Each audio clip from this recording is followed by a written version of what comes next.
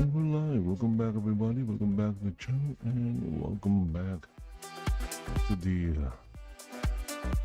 the stream. And as always, I'm basically just doing variety stream these days. Yeah. Okay, so welcome to another hour, and that is another hour, guys. Let's see what we have here. Ooh, pay the toll. If the person getting cancelled didn't care, Dr. Victor Blaine. Starfleet Academy Season 1 Episode 1 review. Okay, not even going to watch that because as much as I do enjoy Heel vs Babyface, I'm not going to watch this review of Starfleet. I'm zero. I have zero interest in this thing. Okay, so but I'm interested in this. The gaming industry wants $100 games, and gamers are by Endymion TV. Let's go check this one out. One of the biggest acquisitions in video game history is still having aftershock effects to this day. You all know Activision Blizzard, the home of Call of Duty, World of Warcraft, Diablo, Candy Crush, and more. A massive company that's full of lucrative IPs that are constantly getting undermined and stripped for parts by upper management in order to make more money while offering milquetoast experiences to the everyday consumer. The potential of what Activision Blizzard has is beyond incredible, which is why it annoys me every single time I see how they flaundered their IPs, just like all of the time, because some executive would rather charge you for DLC content than, give you a cool game to play. The other big issue is the price of games. It used to be 60, then it was 70. Now some games believe the industry can push for 80, 90, screw it, why not? Go for 100 while we're at it, right? These pay pigs will pay any price we ask them anyways. After all, who else is going to meet the demand? Meanwhile, players are still buying unfinished games, buggy launches, broken day one features all over, and the fact that some games have ads in their menus that you already paid for is just kind of insane to me. I'm looking at you, NBA 2K, by the way. You think you're slick, but you're not. But anyway, this brings me back to Bobby Kotick. If you don't remember who this guy is, he's the dude who used to run Activision Blizzard with an iron fist for years. He would also bleed consumers dry for everything that they were worth and then just make billions of dollars every single year with what he was doing. Eventually, Bobby Kotick, alongside his whole team, would entertain the idea of selling Activision Blizzard to Microsoft of all people, which they did that obviously for $69 billion.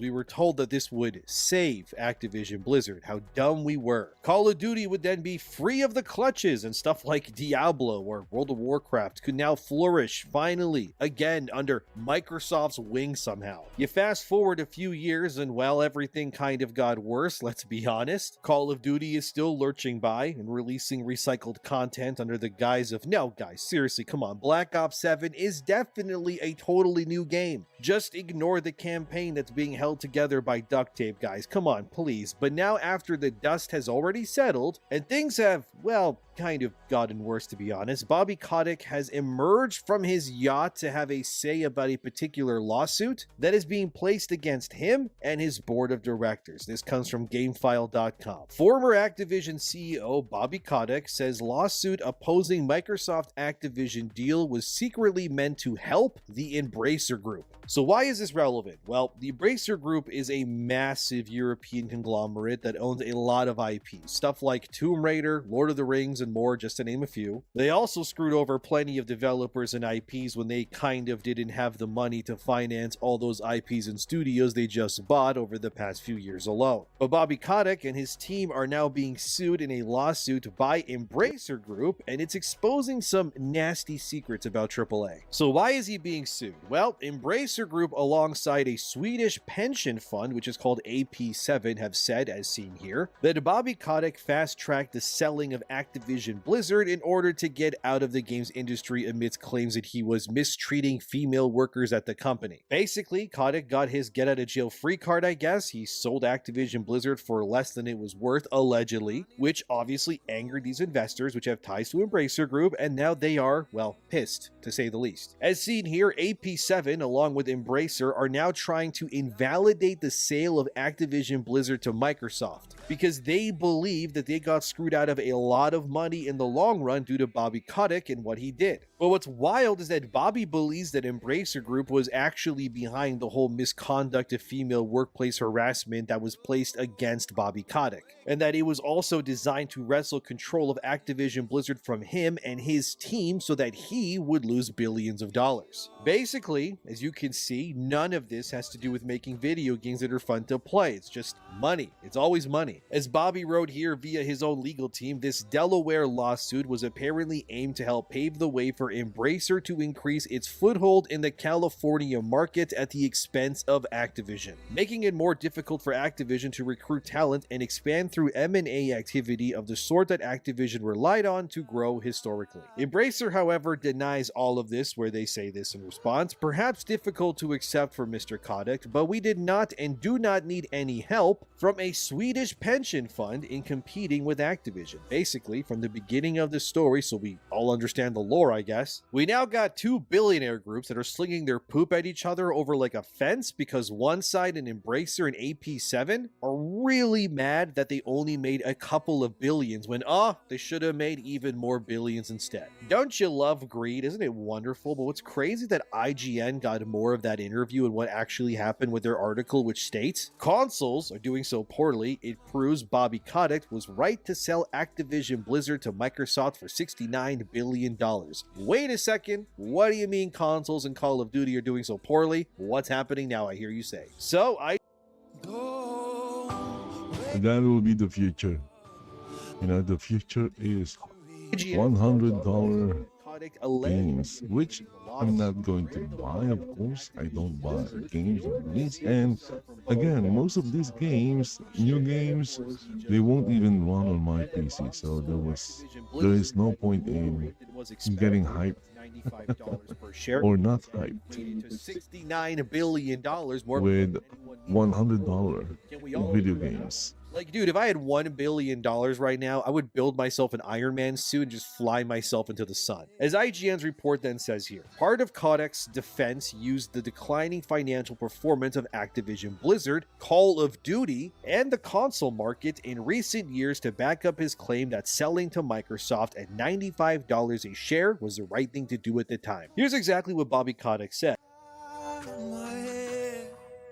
Why is it buffering? I don't get it. I don't get why this is buffering. Why are you buffering? Given that console sales Tell me your name. 60% You're lovely, please tell me your name. gratitude for the foresight Activision leadership demonstrated. I'm not insane. Yeah, this is just insane. Why is it buffering? Why is it buffering? Why is it buffering? Tell me, why is it buffering? My head.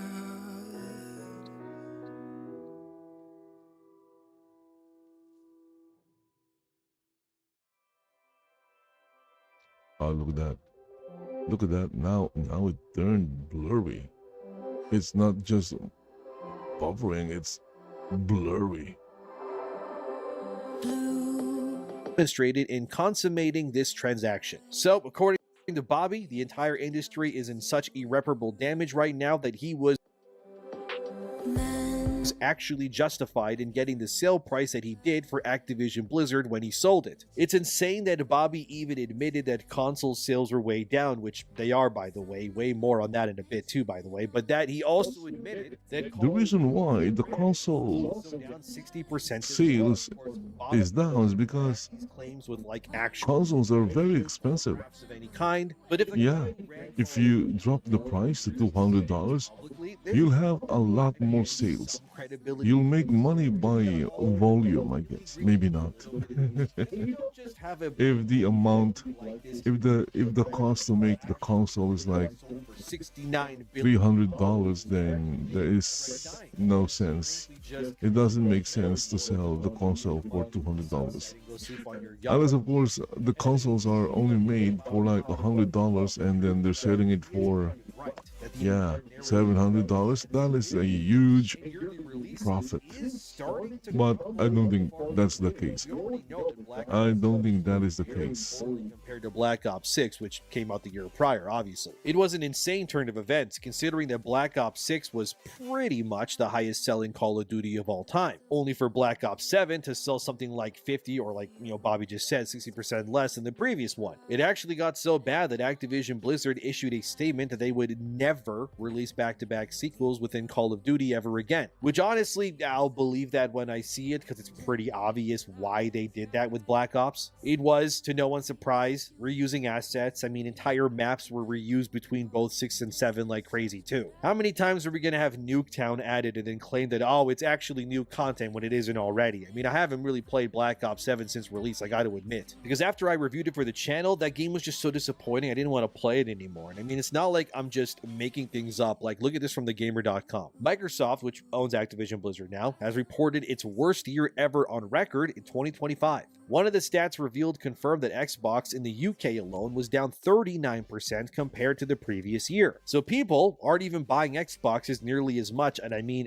well, can you really blame them? Xbox, which owns Call of Duty obviously, suffered multiple mass layoffs in 2025. They tried to make their games more expensive, only to back off after nobody was biting. And then they also increased the price of their consoles and more despite nobody wanting to buy them either way. Because yeah, that's a good idea when you're already struggling. Let's just make everything even more expensive. I'm sure that's gonna work. Oh, it didn't? Well, who could have seen that one coming? You know your brand, as in Xbox, is cooked when it's seen here from the gamer again that your Xbox console was even outsold by like Kinect-like devices, not to mention the PS5's completely dominating over the competition too, Switch 2 as well. Look, the point is that Bobby Kotick selling Activision Blizzard when he did, it was kind of a gigabrain move on his part, no matter what you think of the guy. He clearly saw the writing on the wall. He knew even then that the trajectory of console game sales and software was going to crater in the AAA space. So yeah, he did sell his shares for whatever he could get, and then he just made off like a bandit into the sunset. Call of Duty definitely is limping on. I mean, its player counts are really bad. The game was over 50% off not even a month after release, and players have pretty much left the game in droves for stuff like Arc Raiders and more. And I'm not even surprised that Activision has lost the money that they have, because if $60 was now $70, and that already felt like a lot, imagine having to pay $80 or more just for like a standard edition of a game in the future, with the idea There was this video by the real life fake wizard,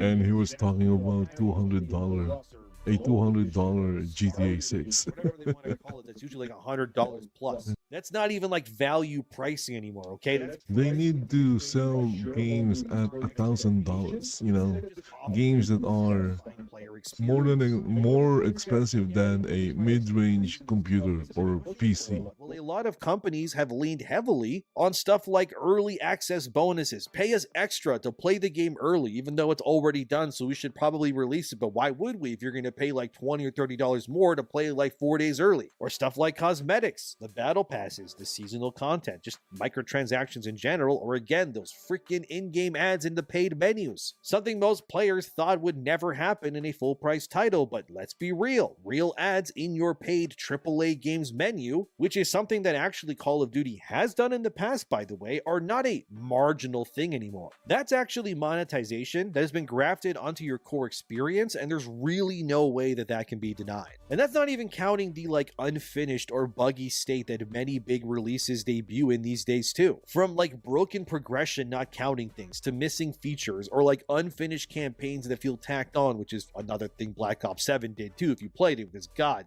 that campaign was so bad, dude. So what you actually purchase for $70 or more is increasingly the promise of a complete game. Instead, what you usually get is like a skeleton base with like cosmetics and monetization that work, go figure, and like a roadmap roadmap of future paid content, which usually never really tells you what you're even getting when you buy into that either, and then loads of quality of life updates that happen well after the game is already out and people have played all the content, making these updates only really good if you waited for release, which these companies do not want you to do anyways. Like, Bobby Kotick can cry all he wants, say that he had to sell the company and the investors can get mad at him too. But like, the reality is that the diminishing returns of the very IPs that Activision were holding were done because people like Bobby and his pals and stuff were like running these franchises into the ground one way or another anyways. Call of Duty shouldn't be failing, neither should Diablo or World of Warcraft or anything else that Activision owns. These are all storied legacy franchises with tons of potential even to this day. But the fact that the best case scenario was instead to just sell the entire company for less to then run away, that speaks volumes to how Activision just ran themselves into the dirt after so long. And now that Microsoft owns them, they're left to just pick up the pieces of a company that was long already dying before they even entered the picture to begin with. Bobby Kotick also blamed like Battlefield 6 for being the reason for Call of Duty's decline in 2025. He said it was eating into their market share, but that can't be right. Then why did Arc Raiders sell 12 million copies and counting? I think the reason why Call of Duty failed was kind of simple. People finally saw it for what it was, a cash grab. And it's not surprising when players were complaining about the Black Ops 7 campaign feeling similar to the previous game, because a lot of the new content was recycled, which it was, and many were turned off by the aggressive monetization and the perception that they were paying top dollar when they actually were paying top dollar for less than they got before. To frame it another way for you, they bought more expensive iterations of the same game with less net value, and then gamers voted with their wallets once they realized, oh, wait a second, we're being swindled. If the AAA pricing treadmill pushes the price up while quality just stagnates or declines year over year, which Call of Duty, Diablo, and more have done, by the way, as we all know, that's not just really greed anymore. That's like a strategic bet on players' behaviors. And so far, like he said, 60% worse sales of Call of Duty, that's their flagship series obviously, proves it's not really working anymore. This potential collapse is more than a marketing problem, okay? It's structural at this point. AAA development budgets have ballooned for years, with some titles spending hundreds of millions of dollars just to develop and market. I guarantee you that Black Ops 7's marketing budget alone, it probably costs more than Arc Raiders' entire budget to make the game to completion. That pressures publishers to then maximize their revenue per unit sold. They love things like that, hence premium editions, all the battle passes. But you also need the seasonal stuff and the microtransactions and the DLC packs and yada yada yada, when each copy must now earn more money, and each sale brings in, let's be honest, less goodwill because games just launch broken all the time. Players begin to start asking questions like, wait a second, are we being swindled? Yes, you are being swindled. They then start noticing and then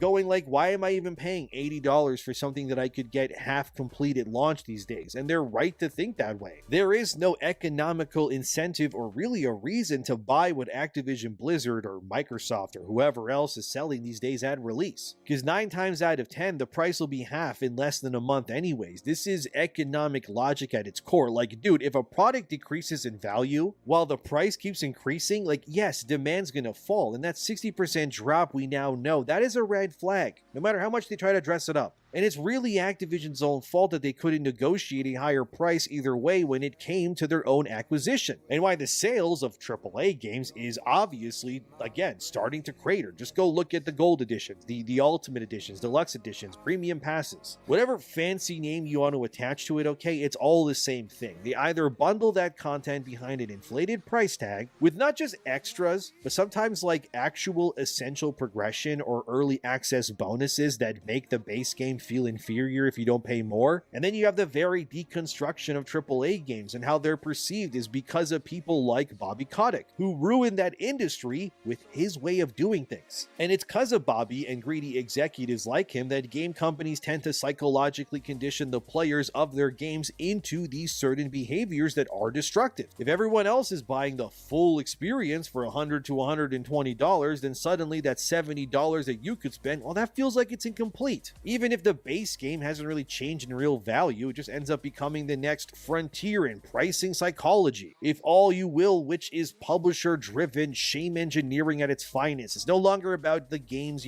valuing the entertainment or something. It's all about corporate incentives extracting the maximum amount of money from each person without delivering a proportionate increase in value too. Therefore, we are just seen as pigs in a pen to a farmer like Bobby or people like Embracer Group, because they condition the very livestock, so to speak, to no longer become receptive to the entire reason they make these games in the first place. It's because they stopped valuing your fandom and your dedication to these franchises. And this is not just Activision, okay? Recently, you also have Nintendo, right? They priced their major titles at like $80, which we know has become the new normal for Nintendo fans. And it's honestly a big reason why I haven't bought anything for my Switch 2 after reviewing that Pokemon Legends game for the channel, because everything on Switch 2 is just way too expensive to buy before we had an acceptable baseline for what games could reasonably cost. Now, you look around, the price is just all over the place, and these companies stupidly did this to themselves. It's not your guys' fault at all. I mean, you, like the people watching, the players, but regardless, premium pricing, it has become a trend, not an exception. In many AAA games, is like deluxe editions, they always surpass $100 all the time. That's not inflation correction, as some may say. That's instead, I don't know, I guess value fragmentation would probably be a good way of putting it. Meanwhile, fans on social media constantly are pointing out that standard game prices already effectively cost closer to $100 once all the actual desired content is factored into the final price anyways. Especially with like mandatory DLC and paid expansions stretching the real cost far beyond the base price. Not to mention battle passes being extra or new skin bundles or whatever other ways they can nickel and dime you pretty much these days, which again, Bobby Kotick has spearheaded this idea into games for years. This has gaming consumers trapped pretty much. You either pay more at release, pay less later once the hype is gone and people have already moved on, and then you pay for content that should have already been in the base game like a mere week or two or month after release, or you do what most people are doing these days, which is just skipping these games entirely. Like if you're watching this and you didn't buy Black Ops 7 at release or Diablo 4 or insert really any big AAA game here, Borderlands 4 even works in this analogy too, like you objectively won, no matter what. If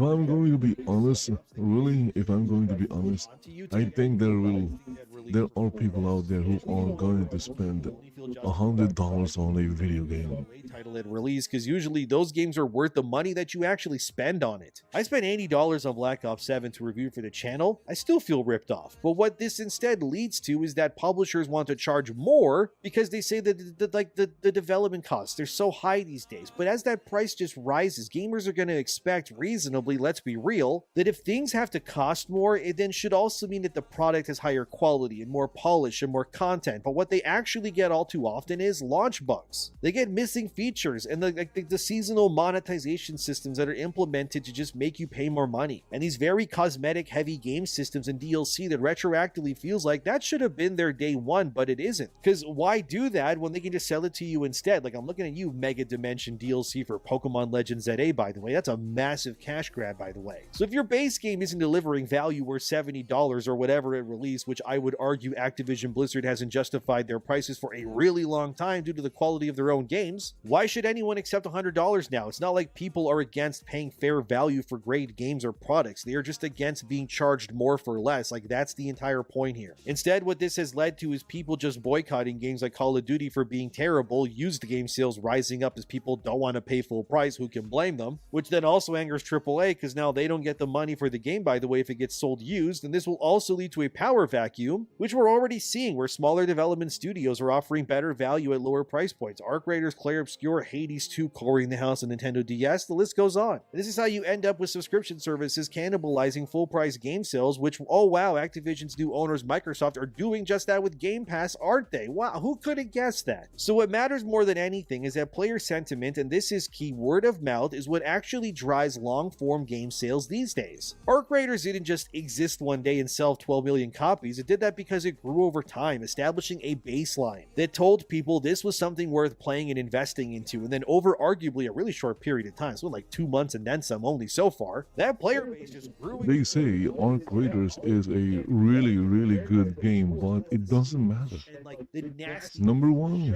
Bobby Kotick is looming it's not free. like him that are attached to these sorts And number two, 60% dip in Call of it wouldn't run on my PC. point out. Because Even if it's free, I still won't be able to play it because, again, pay attention to how they're actually it wouldn't run on my PC. regardless. Because gamers vote with their wallets, like obviously, right? And if enough players decide that paying more isn't worth the compromised quality, then the pricing models will have to adjust, whether they want to or not. Sure, Activision and people like them want to push for higher price points. They want to justify selling off entire companies for billions, not caring if people get laid off or whoever else it affects. But the truth is that the fall of AAA has been largely done because of people like Bobby Kotick and Activision Blizzard's actions. They thought it was okay to ship unfinished games while monetizing them to hell and back. But people are powerless, clearly, because value, and this is key, is not determined by what the publishers want or think they deserve. Value is instead determined by what players choose to support with their money, their fandom, and their time and energy. And that sobering reality really makes these sorts of people really angry because they, as you saw earlier in this video, are out here complaining they only got billions in payouts when it should have been even more billions. Like, what level of greed are we talking about here where you're being handed billions with a fat B on your paycheck because you sat in a suit at like some board meeting? And now you're going, nah, I want to file a lawsuit because I wanted 10 yachts, not 7 in 2 houses. Like, these people are just out of touch with reality. You want for nothing. You have everything already. You don't need more, but it's because of people like this. No! They need more!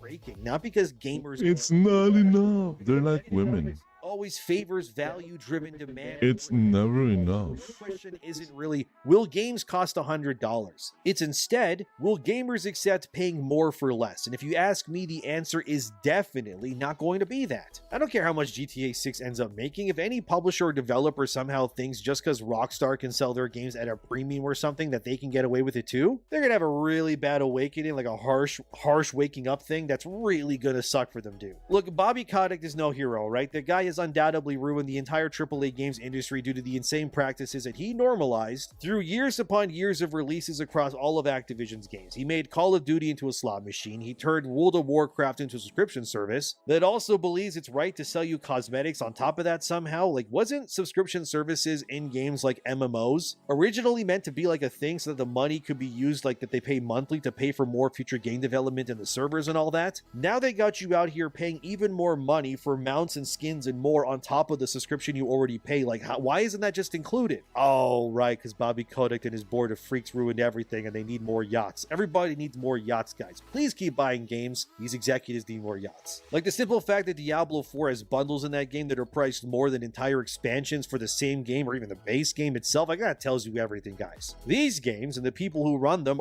they're just insane. And with the world getting more expensive, these practices need to be changed. I don't care either way if Embracer Group feels like they lost out on more shares because Bobby sold the company. Oh, I feel so bad for you. What I care is that Bobby admitted point blank that the very actions he took as CEO led to one of gaming's biggest franchises cratering in sales and having their goodwill be abolished, while also admitting that the entire AAA games publishing scene is on the brink of collapse. Because everyone is just so goddamn greedy all the time, dude. If you want me to feel sorry for you, you have to give me reason to feel empathy for you in the first place. And I personally do not feel that whatsoever, but what do you think? Let me know in the comments, subscribe, thanks for watching, and remember guys, think hard about what you support, because when the answer is between two devils like this, sometimes it's better to just walk away altogether. And looking at the state of things, that's exactly what's happening, and they have no one to blame but themselves.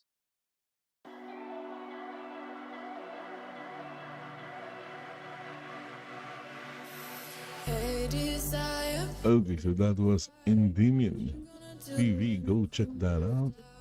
Oh, look at that. Hassan just ruined his career live on Twitch. Wow. Another Hassan video. A lot of content creators are making a lot of money from Hassan Piker. Good for them. I wish I was making money from Hassan as well, but yeah. Okay, so what to do here? Let's see.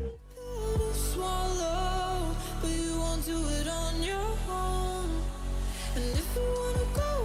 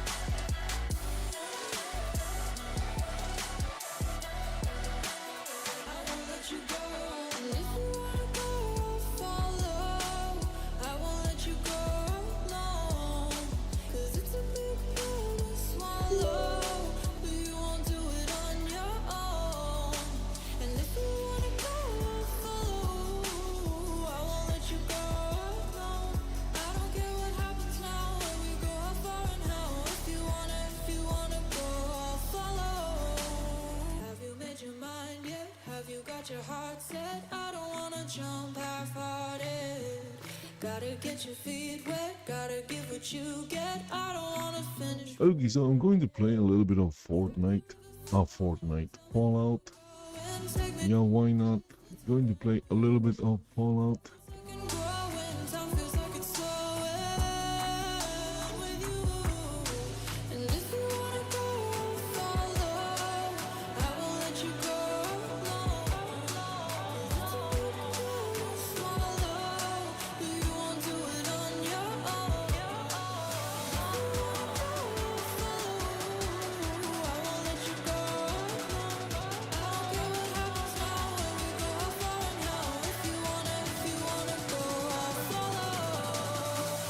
It always takes like a few minutes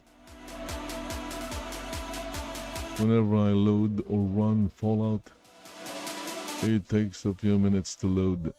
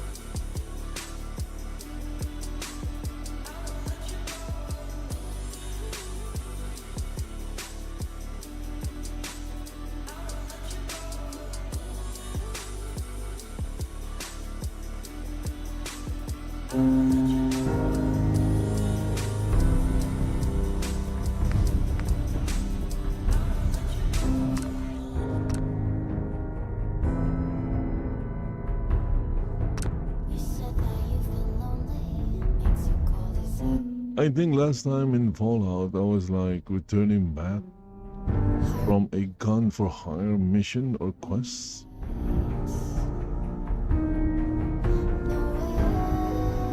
But along the way, also completed like a couple of settlement problems.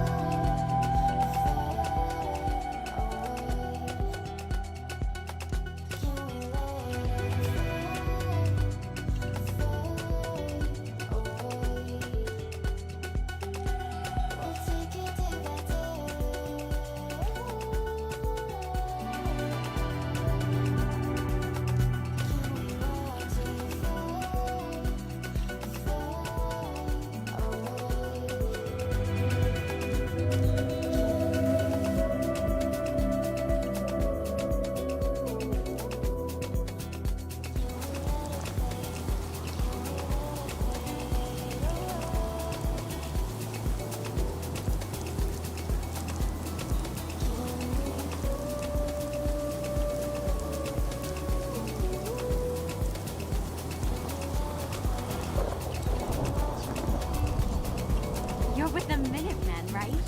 I'll keep up the good work, okay? We need more people like you. You said that you've been searching, silencing your mind.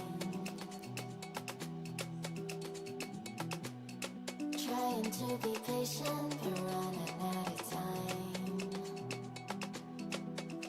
No way I'd let you slip by.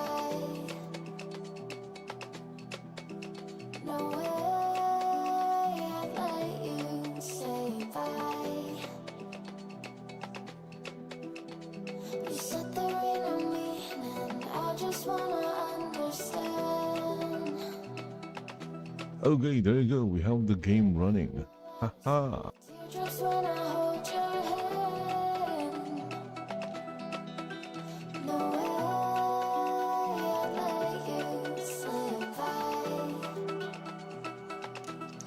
Okay, so 24 minutes. Let's play some Fallout. Say bye. Can we watch it fall? Can we let it fall? We'll take it day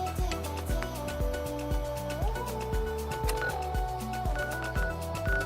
Okay, this one is. Where am I? Okay, so I'm here. I need to go here.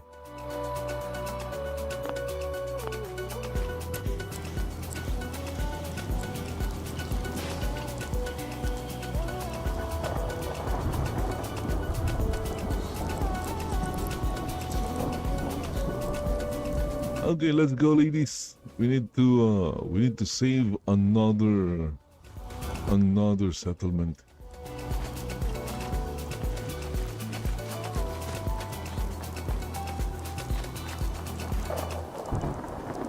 It's always raining here in the Commonwealth. The Commonwealth. It's always raining.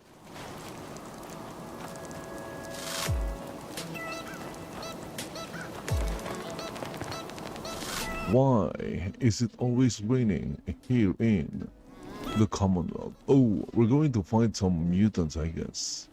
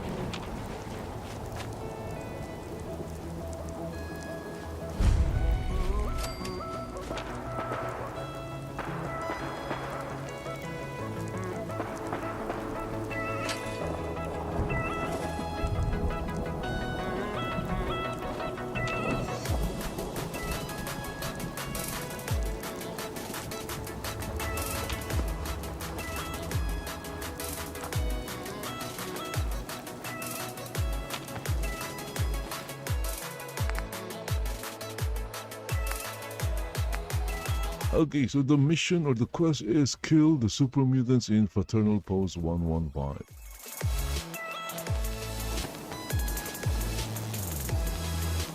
Okay, ladies, are you ready? Where the hell is Piper?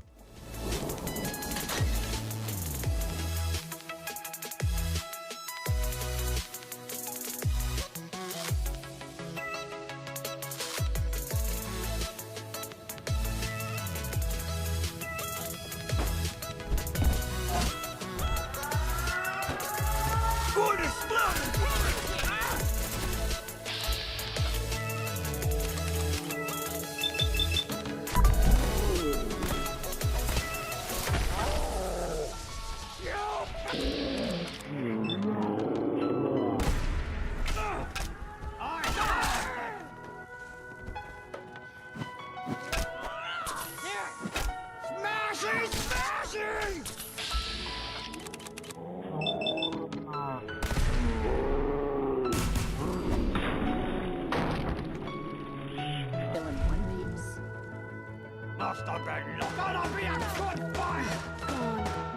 Oh, okay, look that. That was it. We completed the quest. More, huh?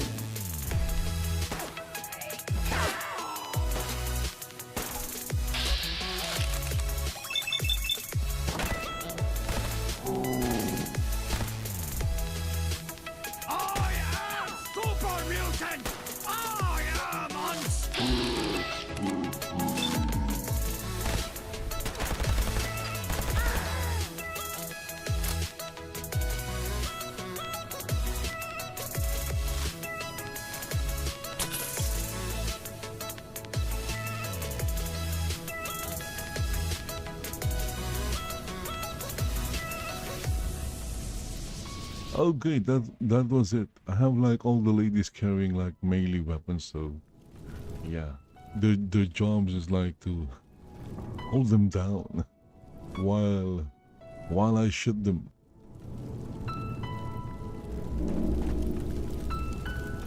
So what do we have here? Bottle caps. Ours now. You're right, Piper. It's ours now. They don't belong to them. We froze, cold night and the winter hot cold. Sorry that I fall away sometime. Sorry that I fall away sometime. Yeah, the end. Got to end it all on the weekend. Sorry that I feel that way sometime. Sorry that I feel that way sometime. Oh, yeah. You don't really wanna know. What exactly is the goal of this fraternity again? High on whatever they sold me, that's the only, yeah. 6 years later trying to find me, still trying to figure out the 90s, looking for the love When did it get so quiet? inside me.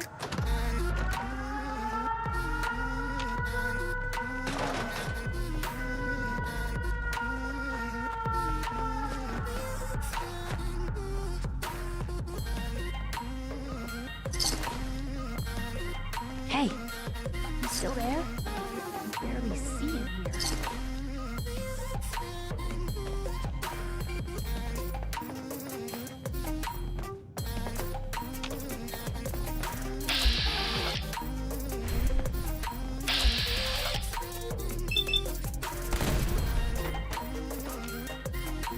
Oh my goodness, this place is booby trapped.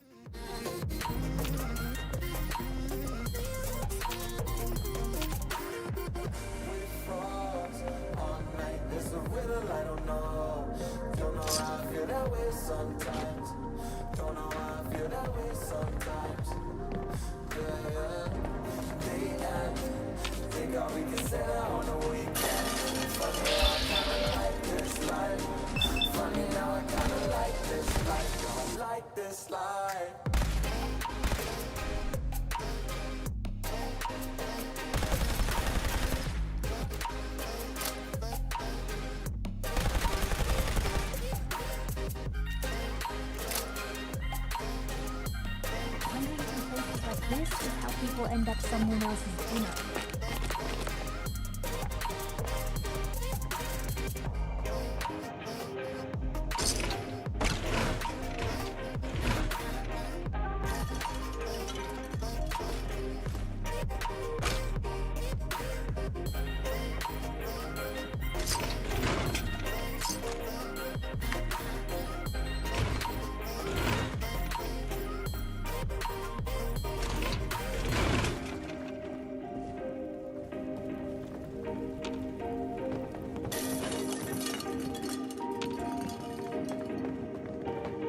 Place gives me the willies.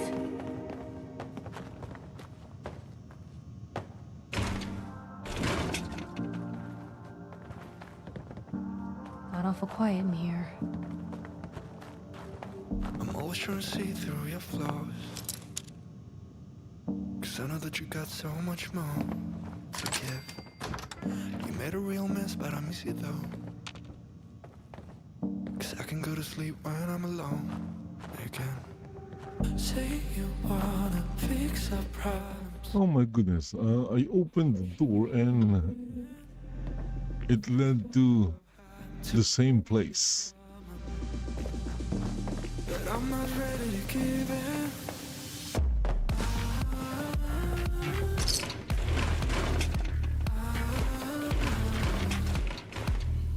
Hello? Out there? Quiet, ain't it? Ladies, we're just scavenging, okay? We're just scavenging.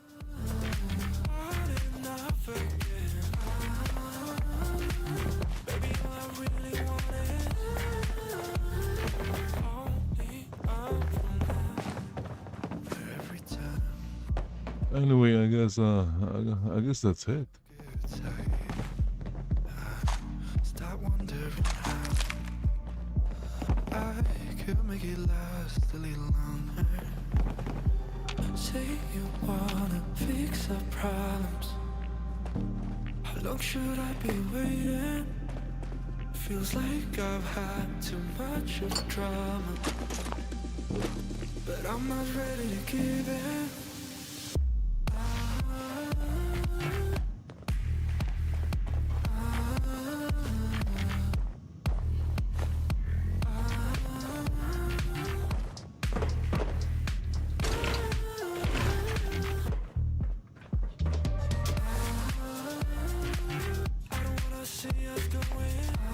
Okay, ladies, let's get out of here. I think we've taken everything that can be taken from this place. Let's get out of this place.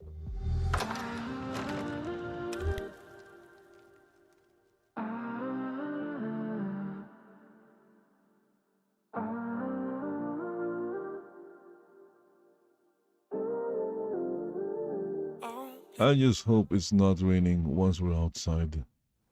Why is it always raining? Ah, my goodness.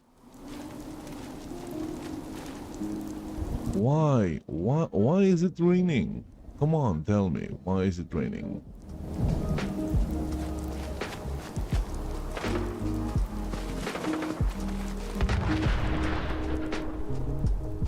Okay, there was an explosion. Let's go, Piper.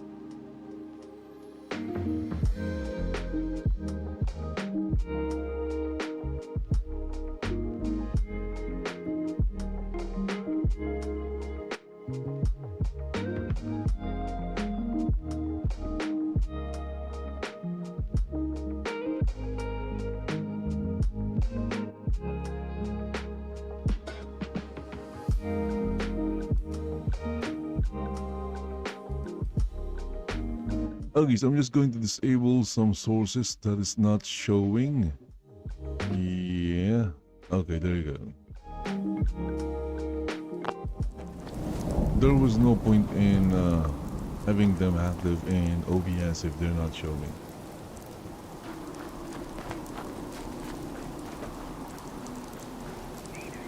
Okay, I guess we need to get back. How do we get back? Let's see. I think there's a bridge over there. Let's go over there.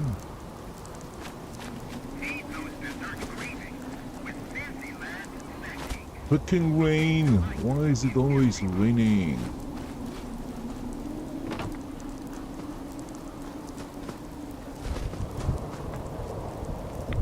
Want to get out of here?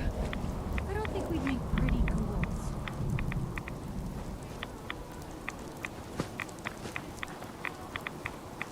Okay, let's get out of there. There is something that is making the there's something that's making the Geiger counter tick, and we don't want the Geiger counter ticking.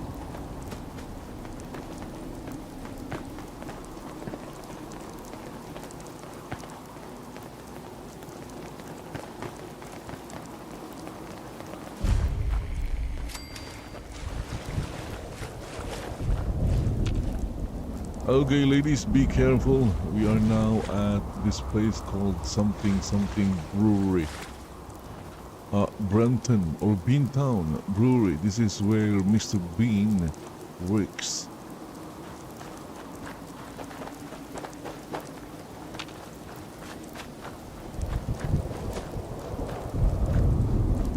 Okay. Okay, so I was going to say it stopped raining, but it's still raining. Freaking rain!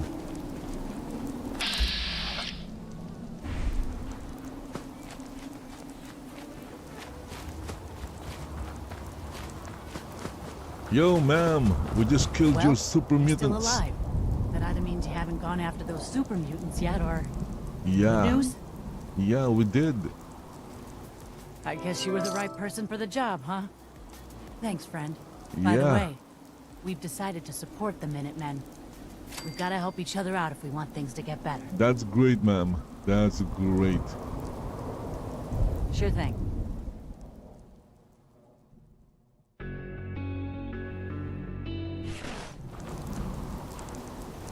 Where to?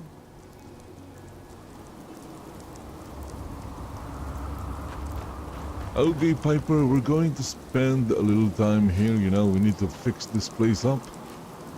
This place is a fixer-upper.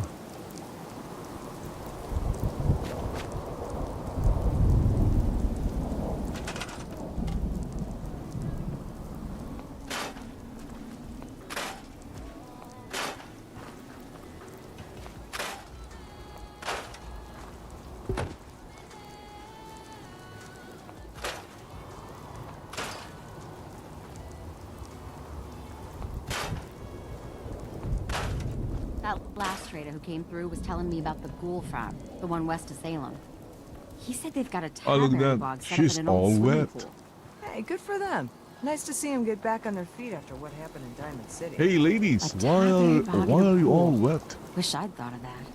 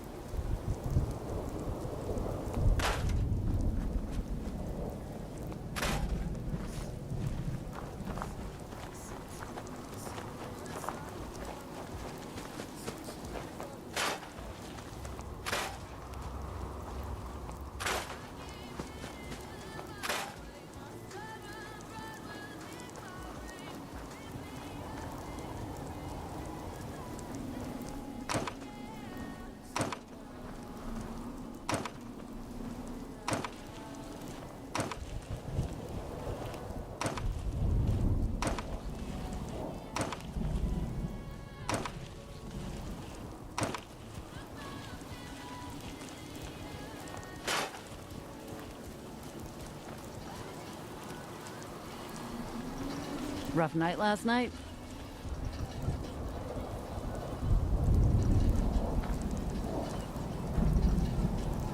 It's all those stories going around about the Institute grabbing people in the night.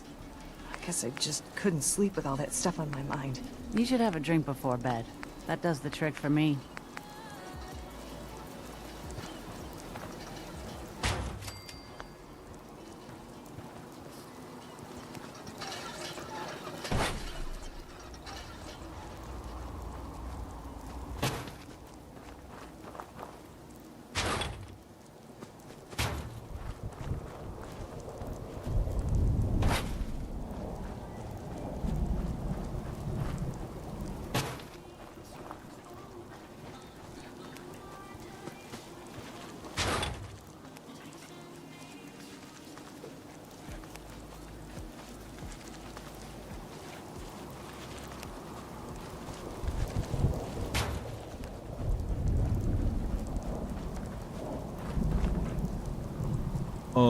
By the way, this place is quite small.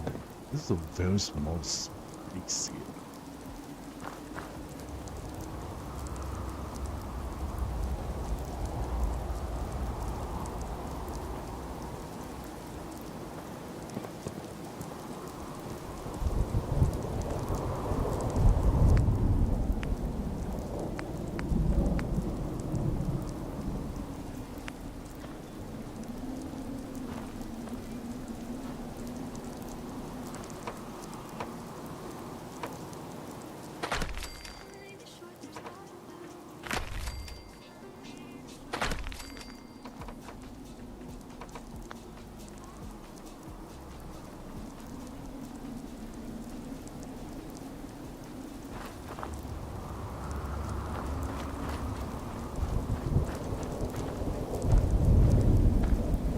Ah, look at that. Look at this thing.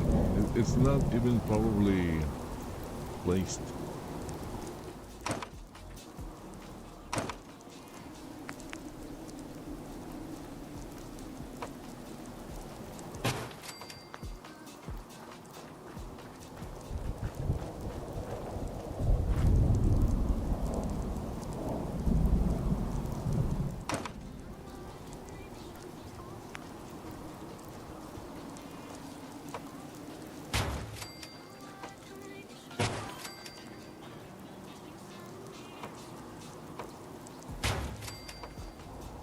You hear what happened to that Abernathy girl?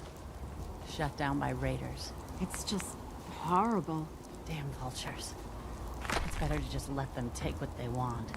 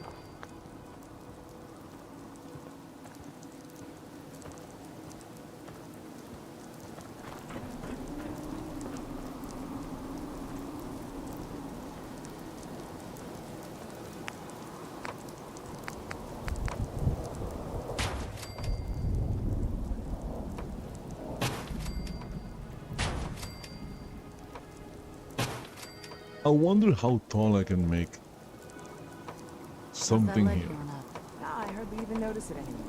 That's a relief.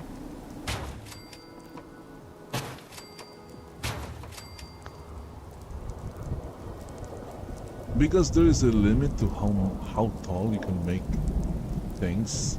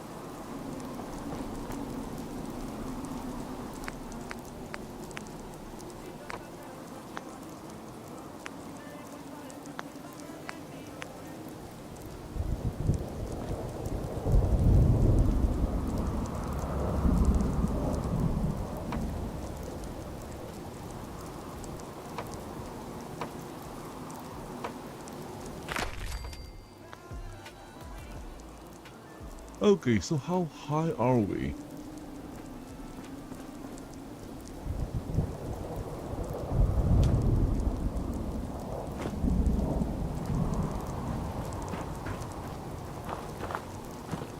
Okay, so this is ground. 1, 2, 3, 4. Okay, 4.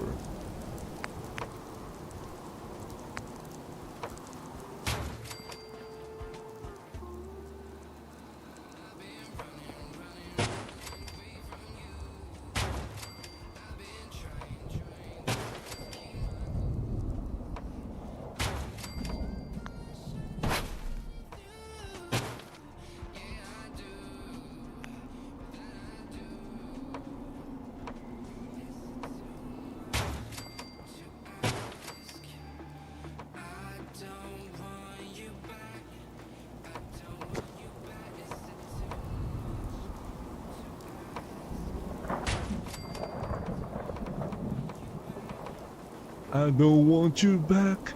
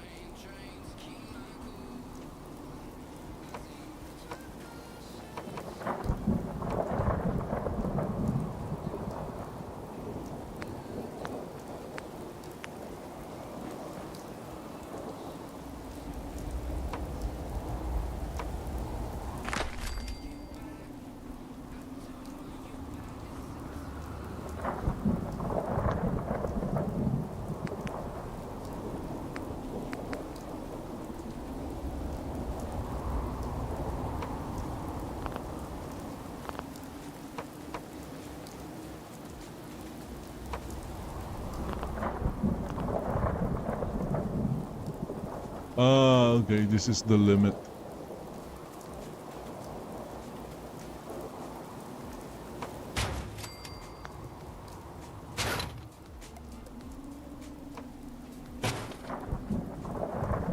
I can force it, but yeah, we've reached the limit.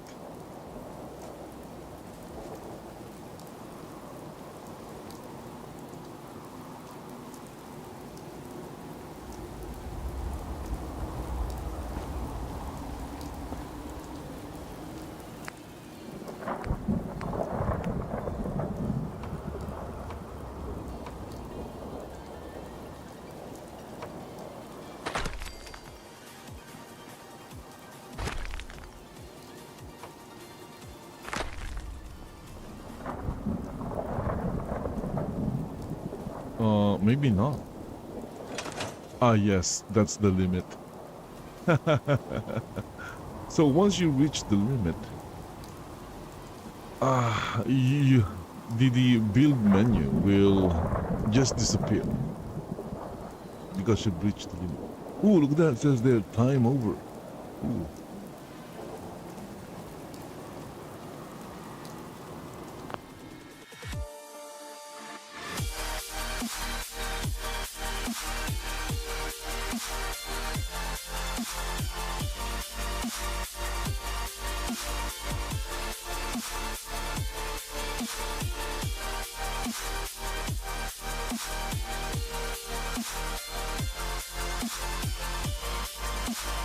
Okay, I'm going to restart the time.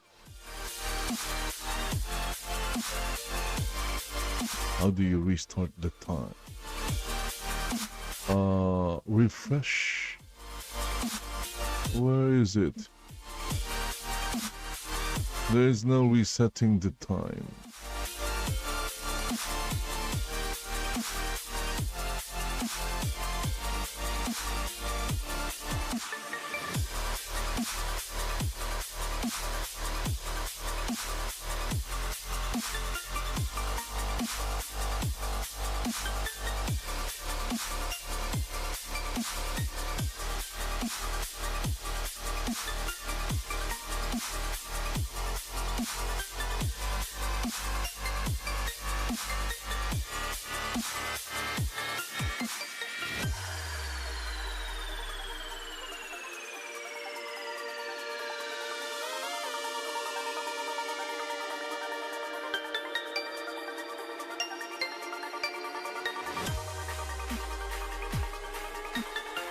Okay, there you go. I just restarted the time. Okay, welcome to the second hour. Yeah, doing a second hour because, well, I'm kind of enjoying what I'm doing right now here with Fallout 4.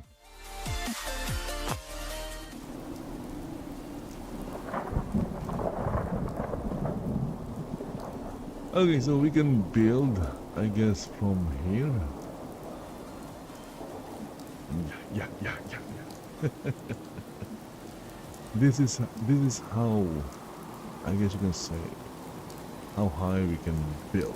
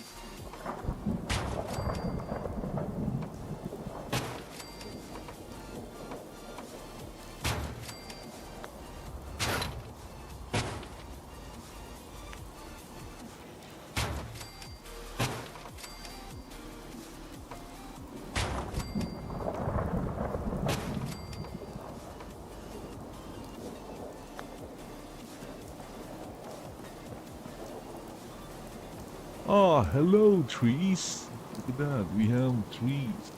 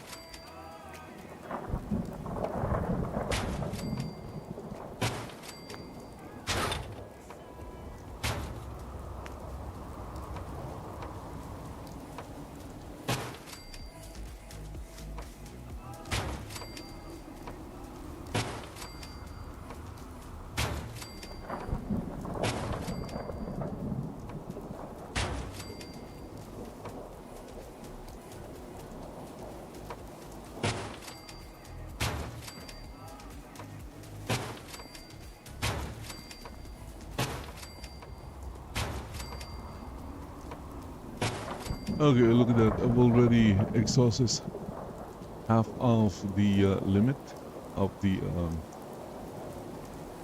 settlement.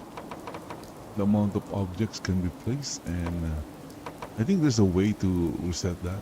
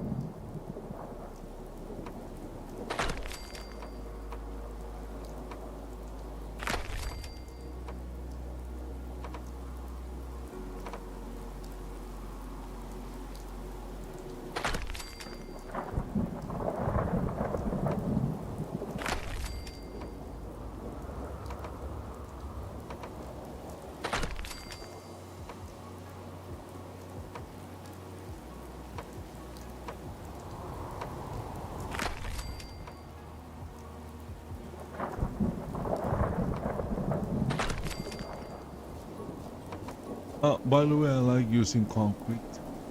It gives the settlement, a sense of modernity.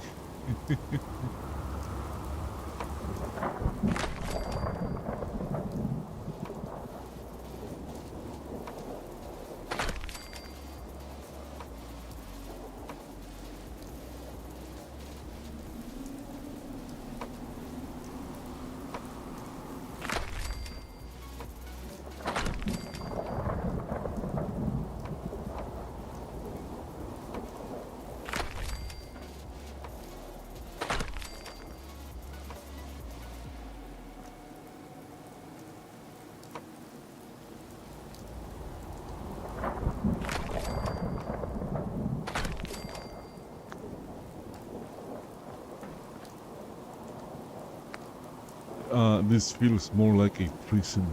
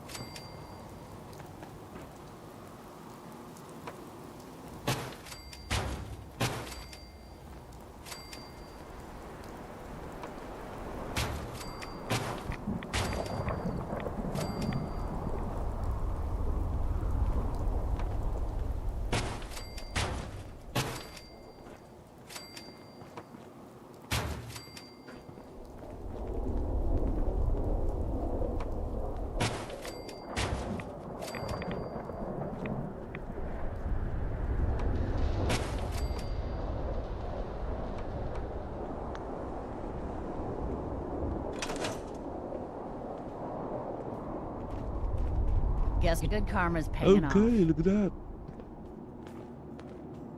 Welcome to prison. Okay, why is what do you call this? Why is radiation Bella, entering? you and the Minutemen have our gratitude. And our support.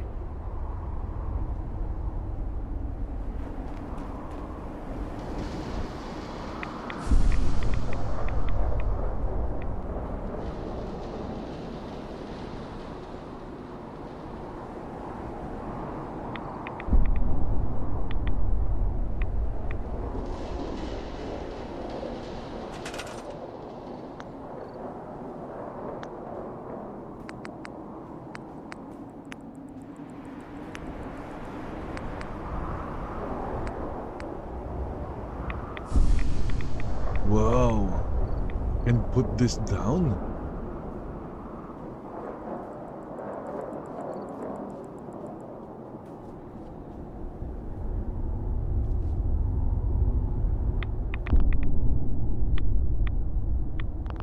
Of course not.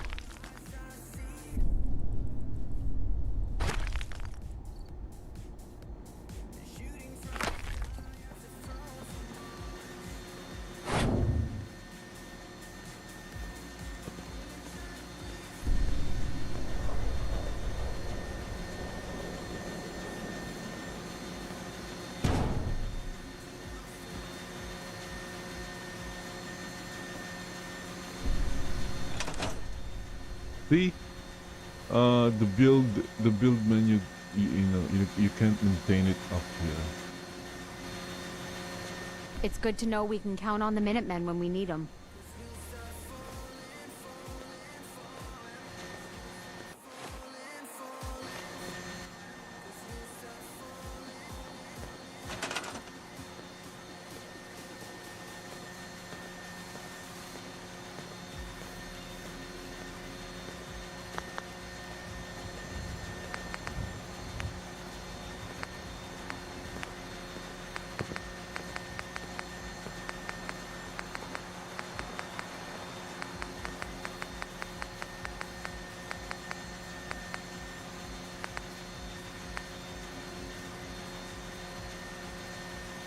Okay, I guess you can't. I thought you can.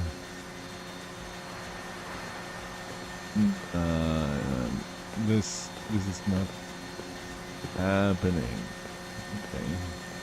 How do I bring down the power then? Bring down the power.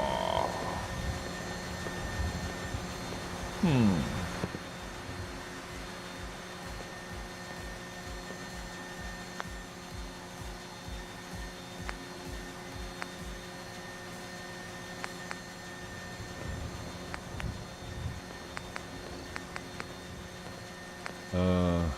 Switch island. How do I? How do I?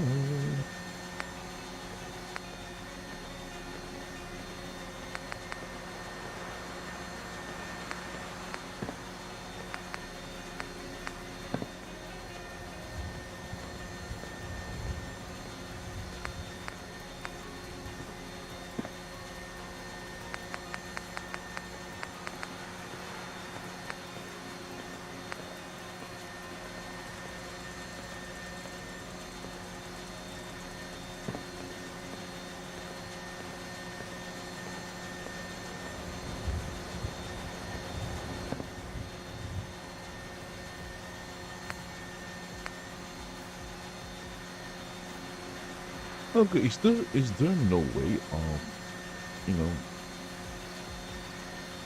moving the power down?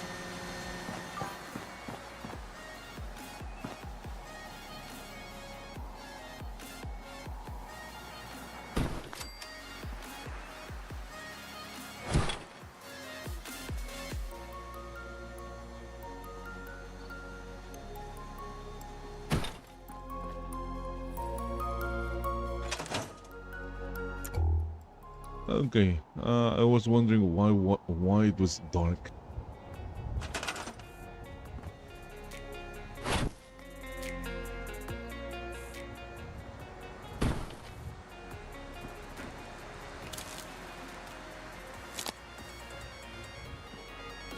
This is kind of dangerous, you know.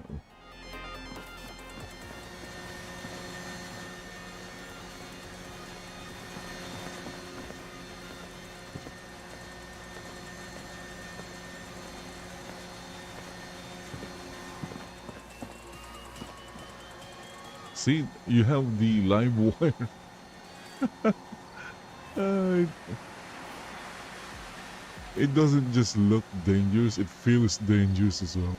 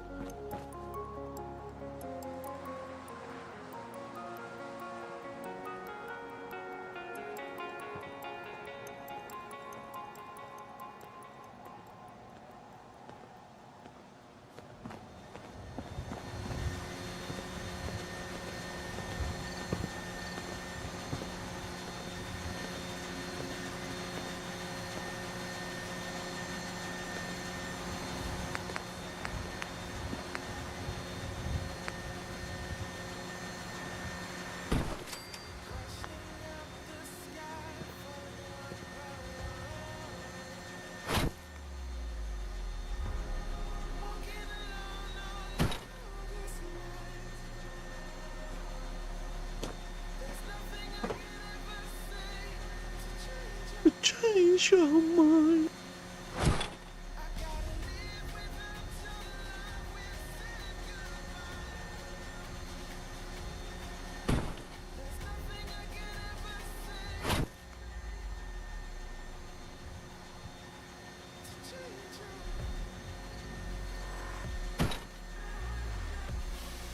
Okay, this thing is working.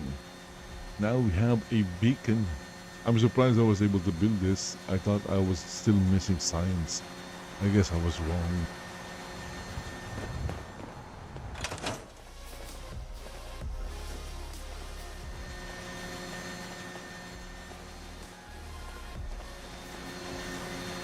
Thanks to you, this farm will carry on.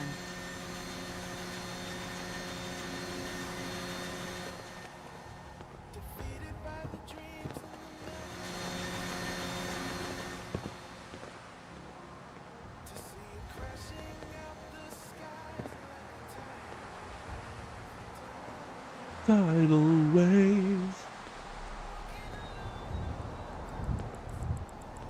Walking along on the coldest night.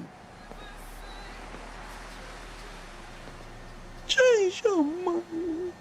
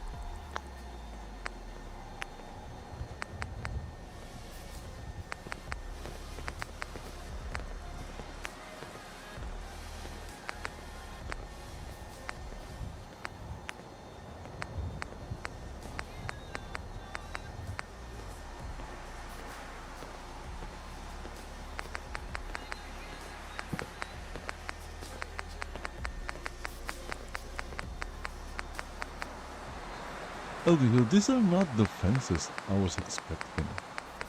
Maybe because I don't have same settlements 2 active. So yeah, same settlements 2 have like a lot of fences.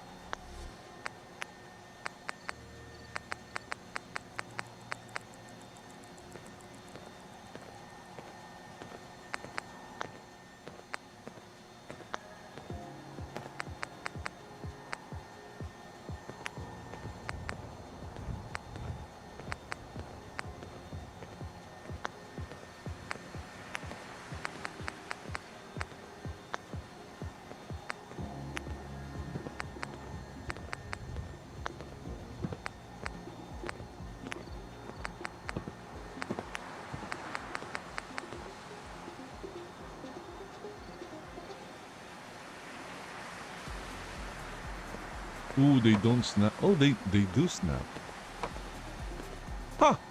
Okay, that's interesting.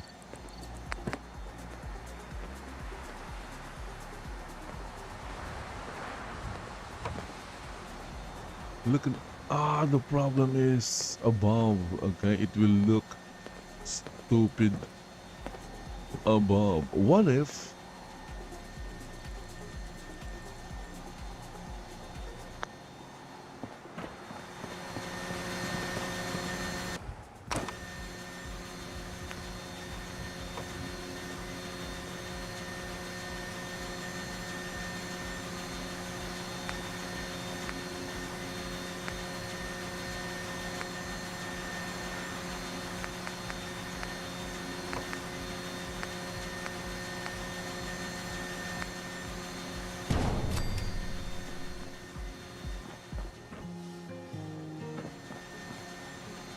if you have something like this?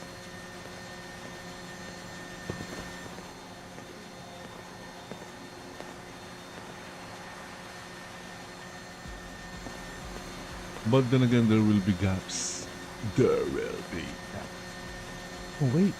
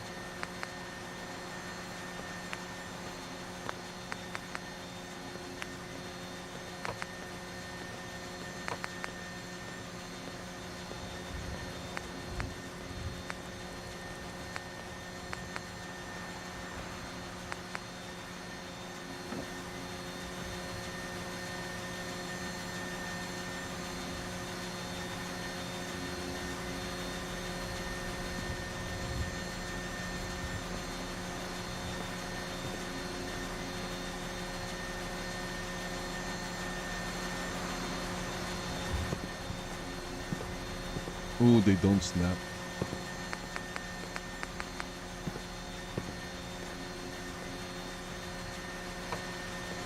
But this does. Look at that. This snaps. It snaps.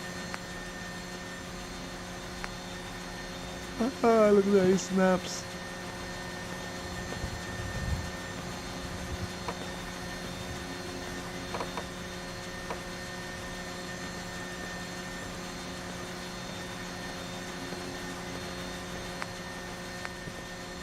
The problem with using this thing is, you know, it has a circular opening. It this the only thing that connects to it is this. No, okay, even this doesn't connect to that. This is it's his own thing. It's sad that there are no prefabs made of concrete.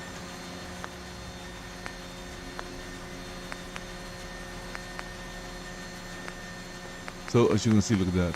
There are no prefabs made of concrete.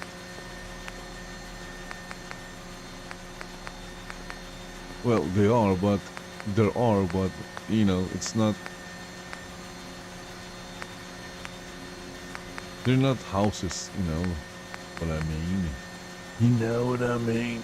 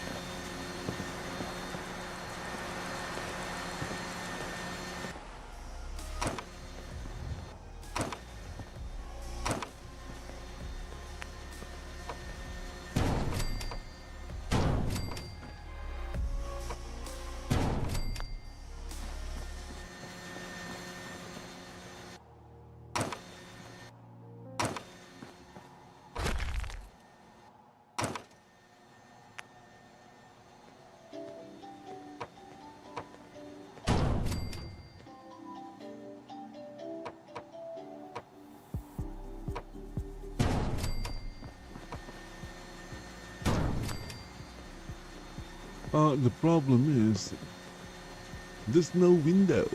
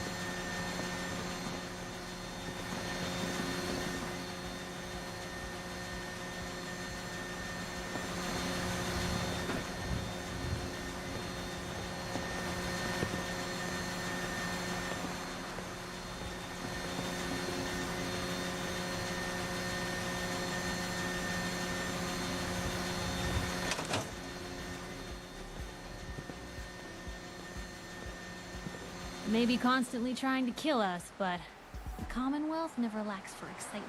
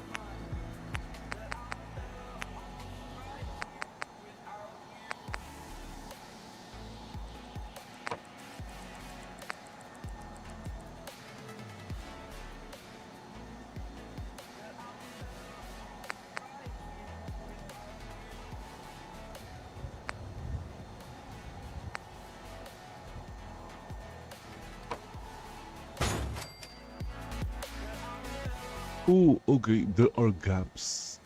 We can't have gaps.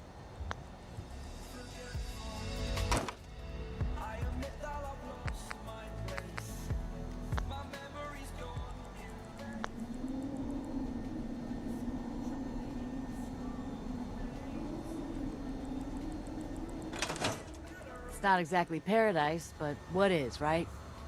With some hard work, I think this could be a decent place to live. I'm new around here. I wanted to introduce myself. I wanted to personally thank you for giving us this. Sure, dude, sure.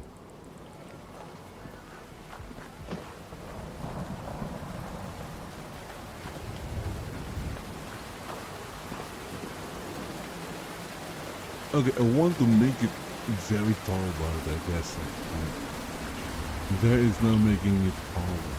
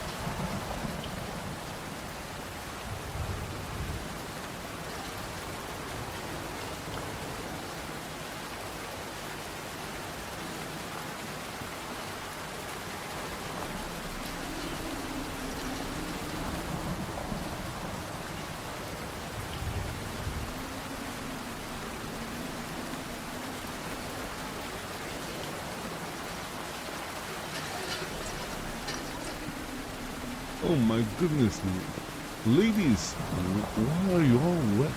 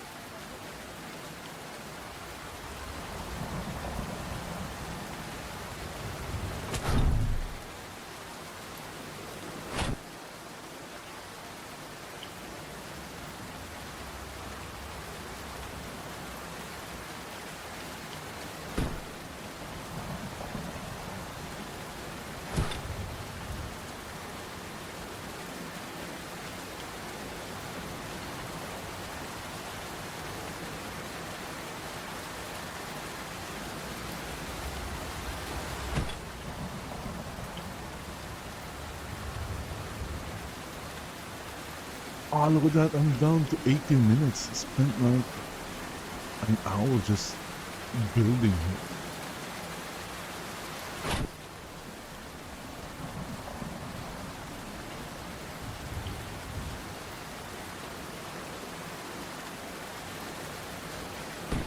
Okay, I'm just going to check chat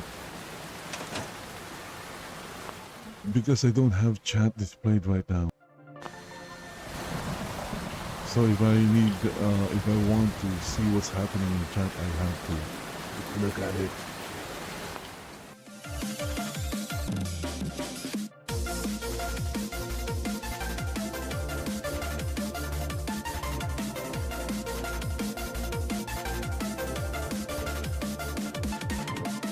Okay, so it seems that, yeah, there are no activities in chat. Yeah, none whatsoever. None whatsoever, indeed.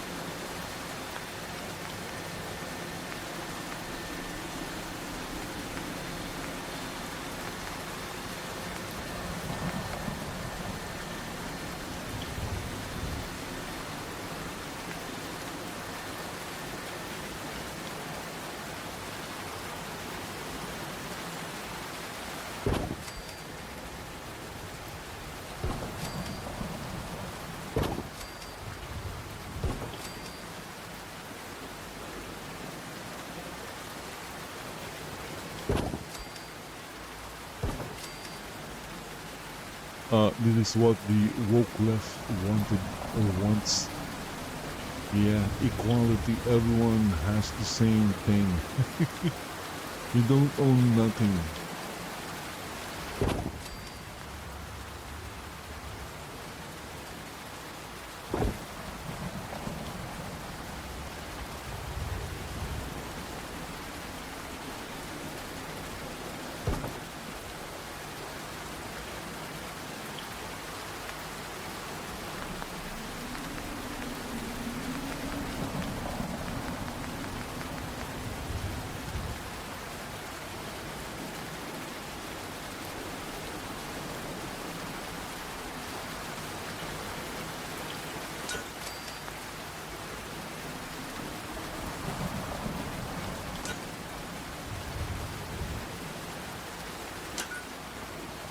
So the power is not, getting through here.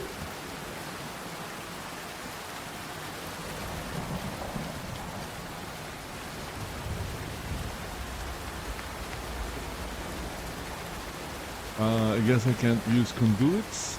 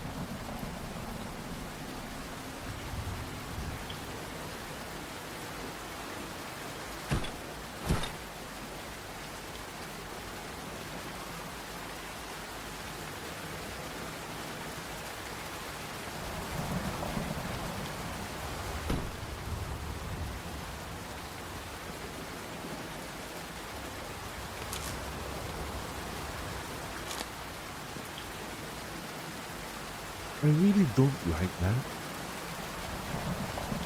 We have something hanging.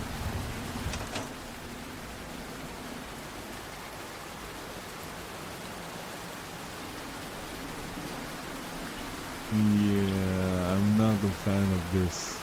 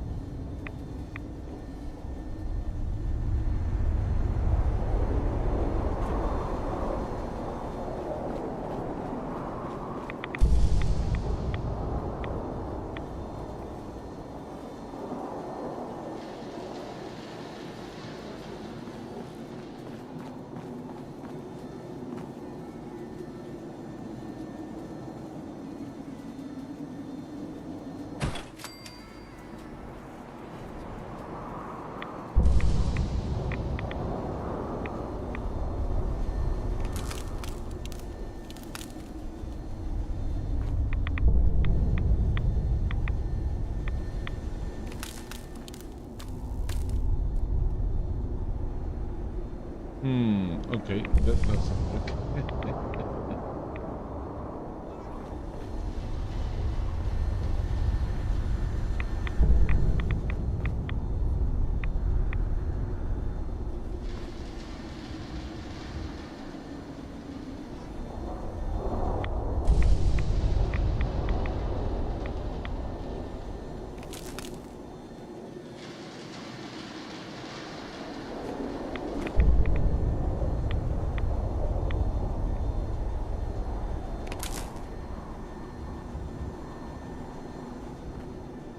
I don't know why I can't connect it.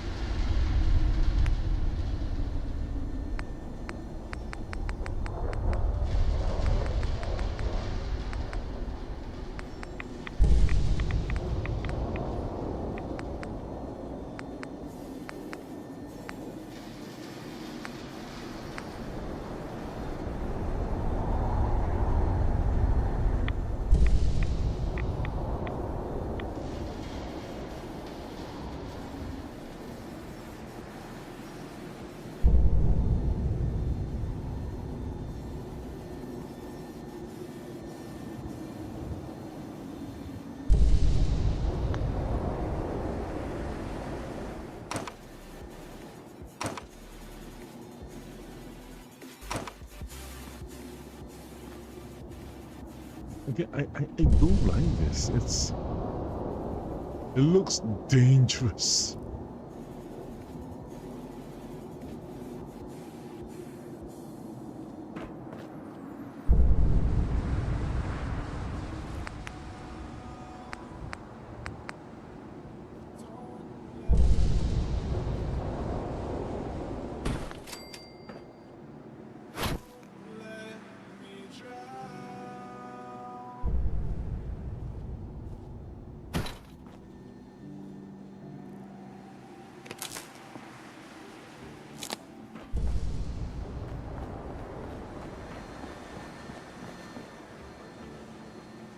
Okay, so now I'm going to wire that from there to here.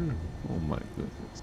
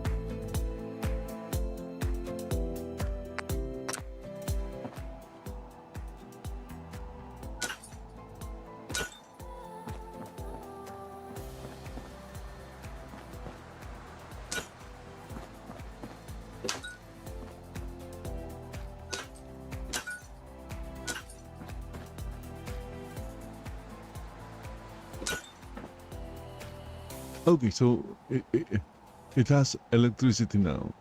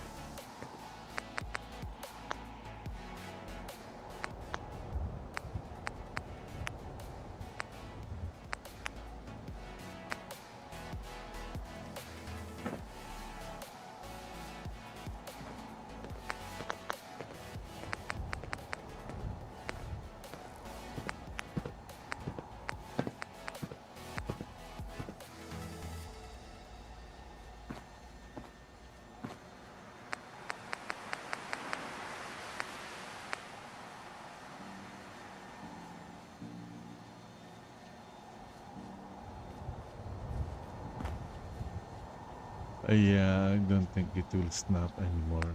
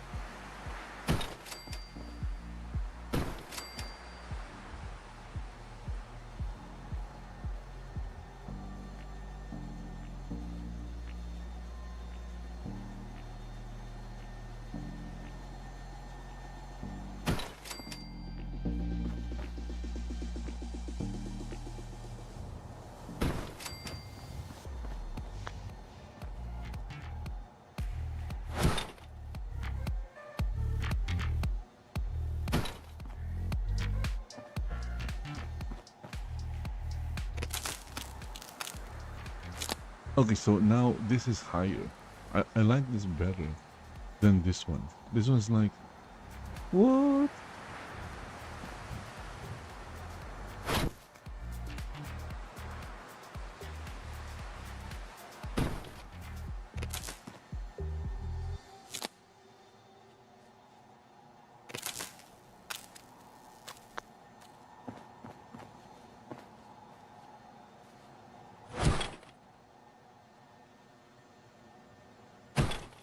Oh, look at that. It's time over again.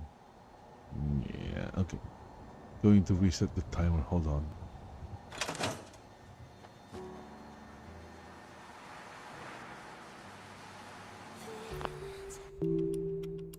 It's like I can't walk on the ceiling. Oh yeah, got me dreaming, dreaming in colors I never dreamed in. I let you in deeper than I let anyone else before. Fell in love with my broken pieces. I guess that was the easiest way of what do you call this? Updating the timer. Okay, so welcome back. I guess that's the third hour. Welcome back to the third hour of just, well, I'm currently enjoying building here in Fallout 4. Look at that. I'm making a prison for settlements or settlers.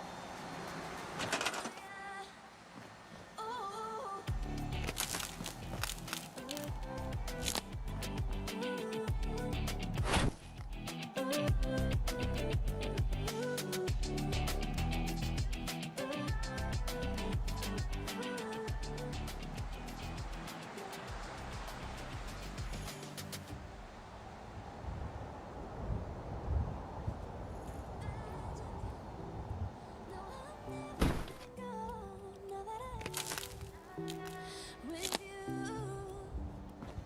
when you kiss me, it's like the stars fall out the sky onto my heart to cover up what I don't wanna show.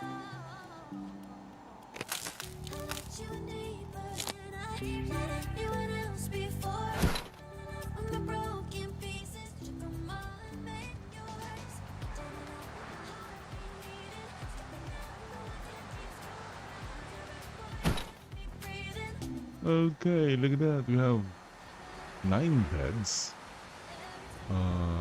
Food. There is no defense, I guess.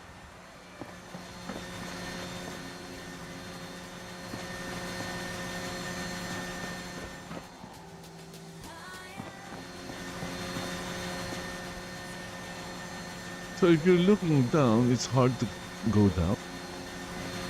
But if you're looking forward, you can go down without any problems.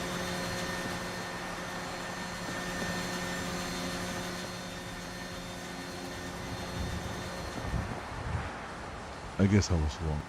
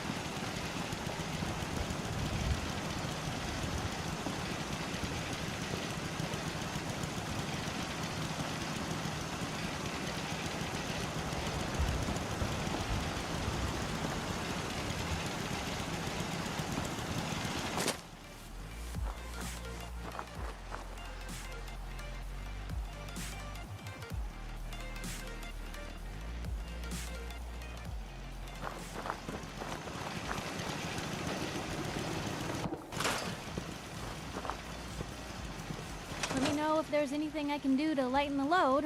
Or Ah, look at that. You can configure build limit. Yeah, you can increase the limit here. you know, if you need anything proofread. Hey, Piper, where did you get the gun?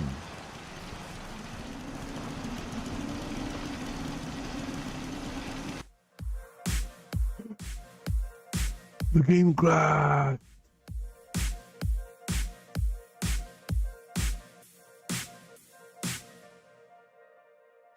Okay, so the game crashed. I don't know where I saved it.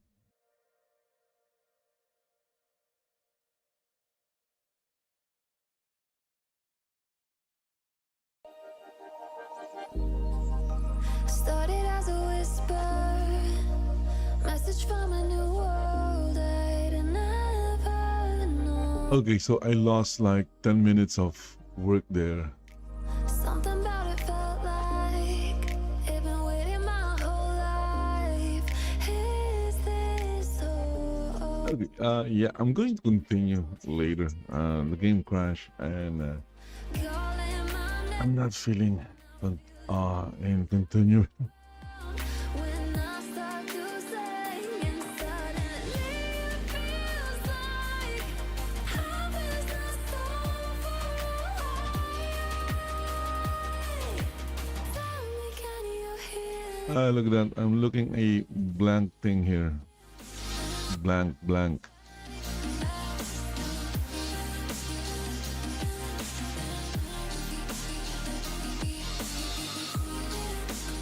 Okay, so I guess going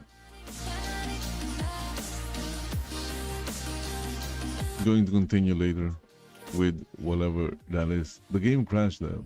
Yeah, the game crashed. I can't help but think that it's meant to be, that I'm finally right where I'm supposed to. Oh, it's like building and then it crashed. If I let you into the secret, would you listen? I can hear it. Again, that is perfectly normal. It's a Bethesda game studios game, so crashing is inevitable. When I start to sing, and suddenly it feels like heaven's not so far away. Tell me, can you hear the symphony?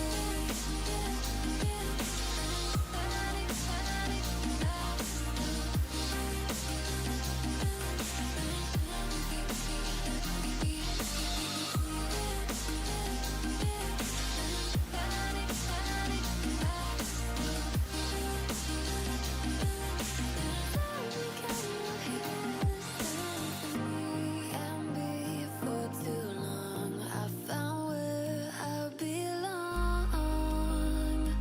I can hear it, oh, I can't stop the rush. Every note I touch, I can feel it saving me.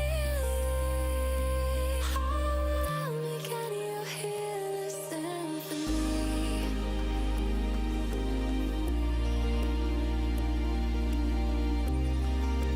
Okay, what do we have here? I'm sorry guys, the game crashed, okay? Going to take a break anyway from that.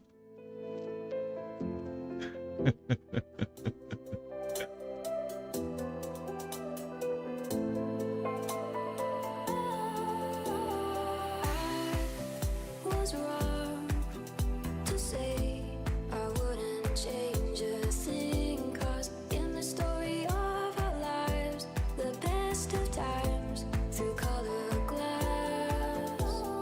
Time moves on enough to let me move on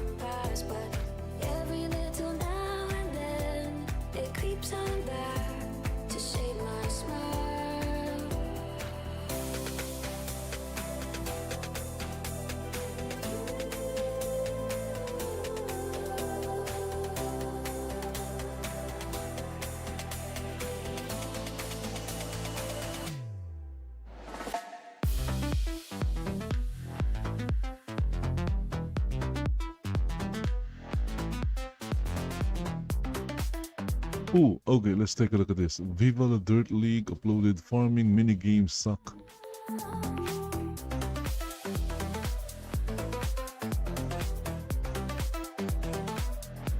Guys, if you're not subscribed to Viva the Dirt League, you should, because Would you like to try? they produce like really funny skits.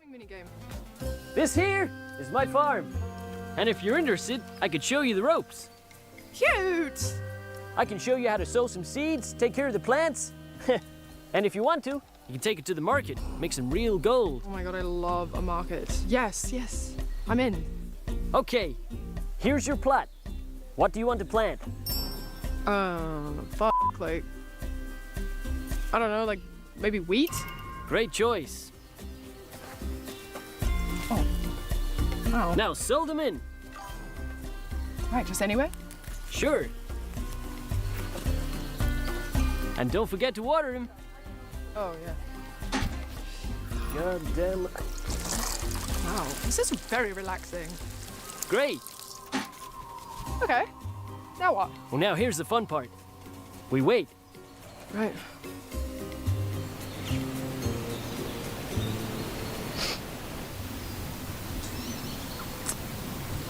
Sorry, how long do you usually wait? Well, you planted in spring, which is a good thing, so it should only take around about 4 or 5 months. 4 to 5 months? Yep. In-game time or real time? I don't know what you're saying. That's actually quite a long time. Plus, you gotta come back and water them every day. Literally every day. Plus, you have to take care of the weeds and the pests and pray every day for good weather. Oh. That's actually literally so much work. No one said farming was easy. Yeah, okay.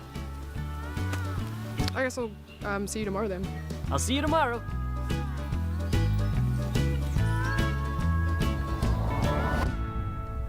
Howdy, partner.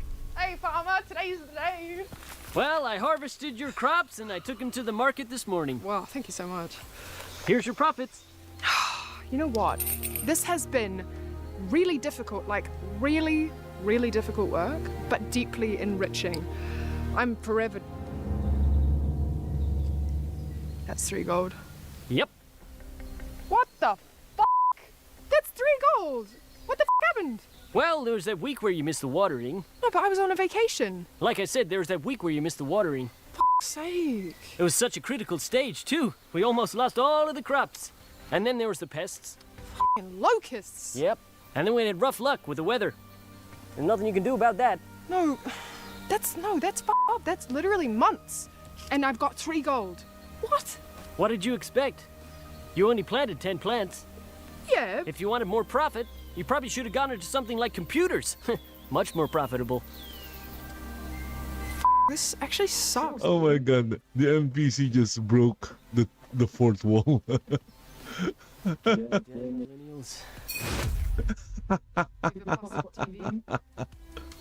What she said. It's where you see more skits. And they're artistic, just like us. You say something now. Okay. Hi, I'm a farmer. If you want to watch me farm, then watch this. And then watch other things where I'm not farming. Yeah. I'm not real. Yeah. Okay, let's talk about the Nuggets record without Jokic. Oh, look at that. Now they're like what, turning against Jokic. Oh my goodness. I really hated that.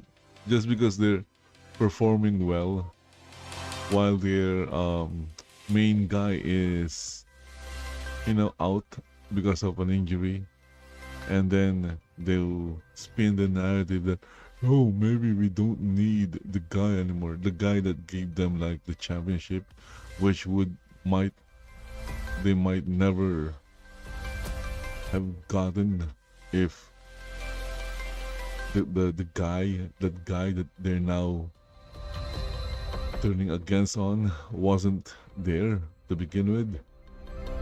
I hate that.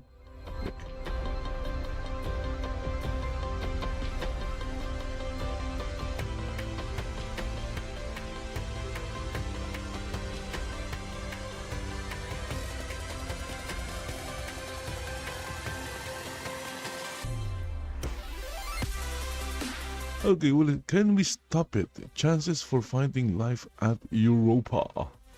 Europa? What? Life in Europa? Maybe that's where all the Nazis went, in Europa. You know, they left Europe. Well, they never left Europe again. They just changed their name, you know. The Nazis, when they lost in World War II, yeah, they had to rebrand. They're no longer called the Nazi. They're called the EU.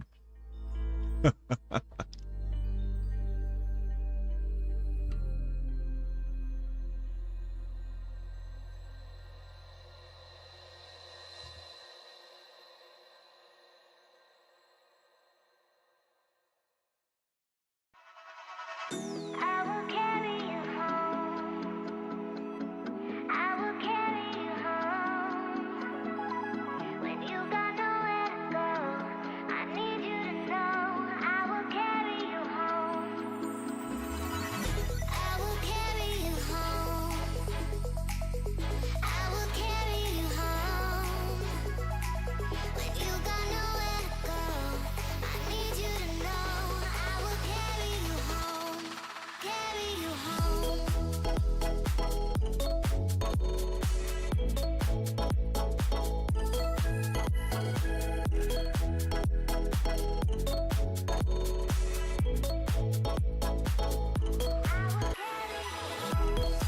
I wonder what this is. Greenland.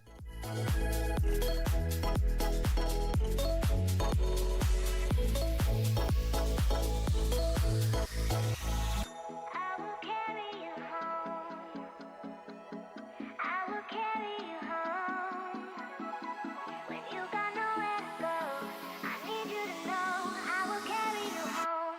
Carry you home. Narrated. Okay, I'm going to check this out. What this? Cyber Trucks and Steel, SpaceX Starbase. This is from NASA Space Flight, and they just posted this 7 minutes ago. Hi everyone, it's time for another Starbase summary in which we zoom, enhance into every detail Oh, okay. Yeah. to see exactly what Look at that thing. Look at what they're building. for this Uh, one. Das or John In the future, I would assume all space, for the day. all spaceships building We're starting with Gigabase. will happen in space. Going up and Gigabase. You know, once the The man employees going up in baskets and starts mining asteroids, see here. yeah, it will come eventually, unless of course again the caveat is, you know, the caveat is that if we don't destroy each other, They should be safe. Well, there you go. it's like quite a daunting task to do. Because And if, you know, our current civilization doesn't, elevators. So that you should know, stop existing, yeah, hop there will come a time when crane. man will live in space, work in space, and most probably will spend like more, you know, I'm not quite sure where that is and what. most probably do like work as asteroid miners. And if you are getting, you know, resources from asteroids like iron, things like that, Factory. yeah, it just makes sense that spaceships are Ship 40. also built because Now we're moving on to you ship. don't have to escape Which the gravity of any planet has if you're building in space. into it. Why? Launching new ships won't be Covered in won't be difficult. one for It's basically just like in Star Trek, where they, you know, which is also covered in tiles.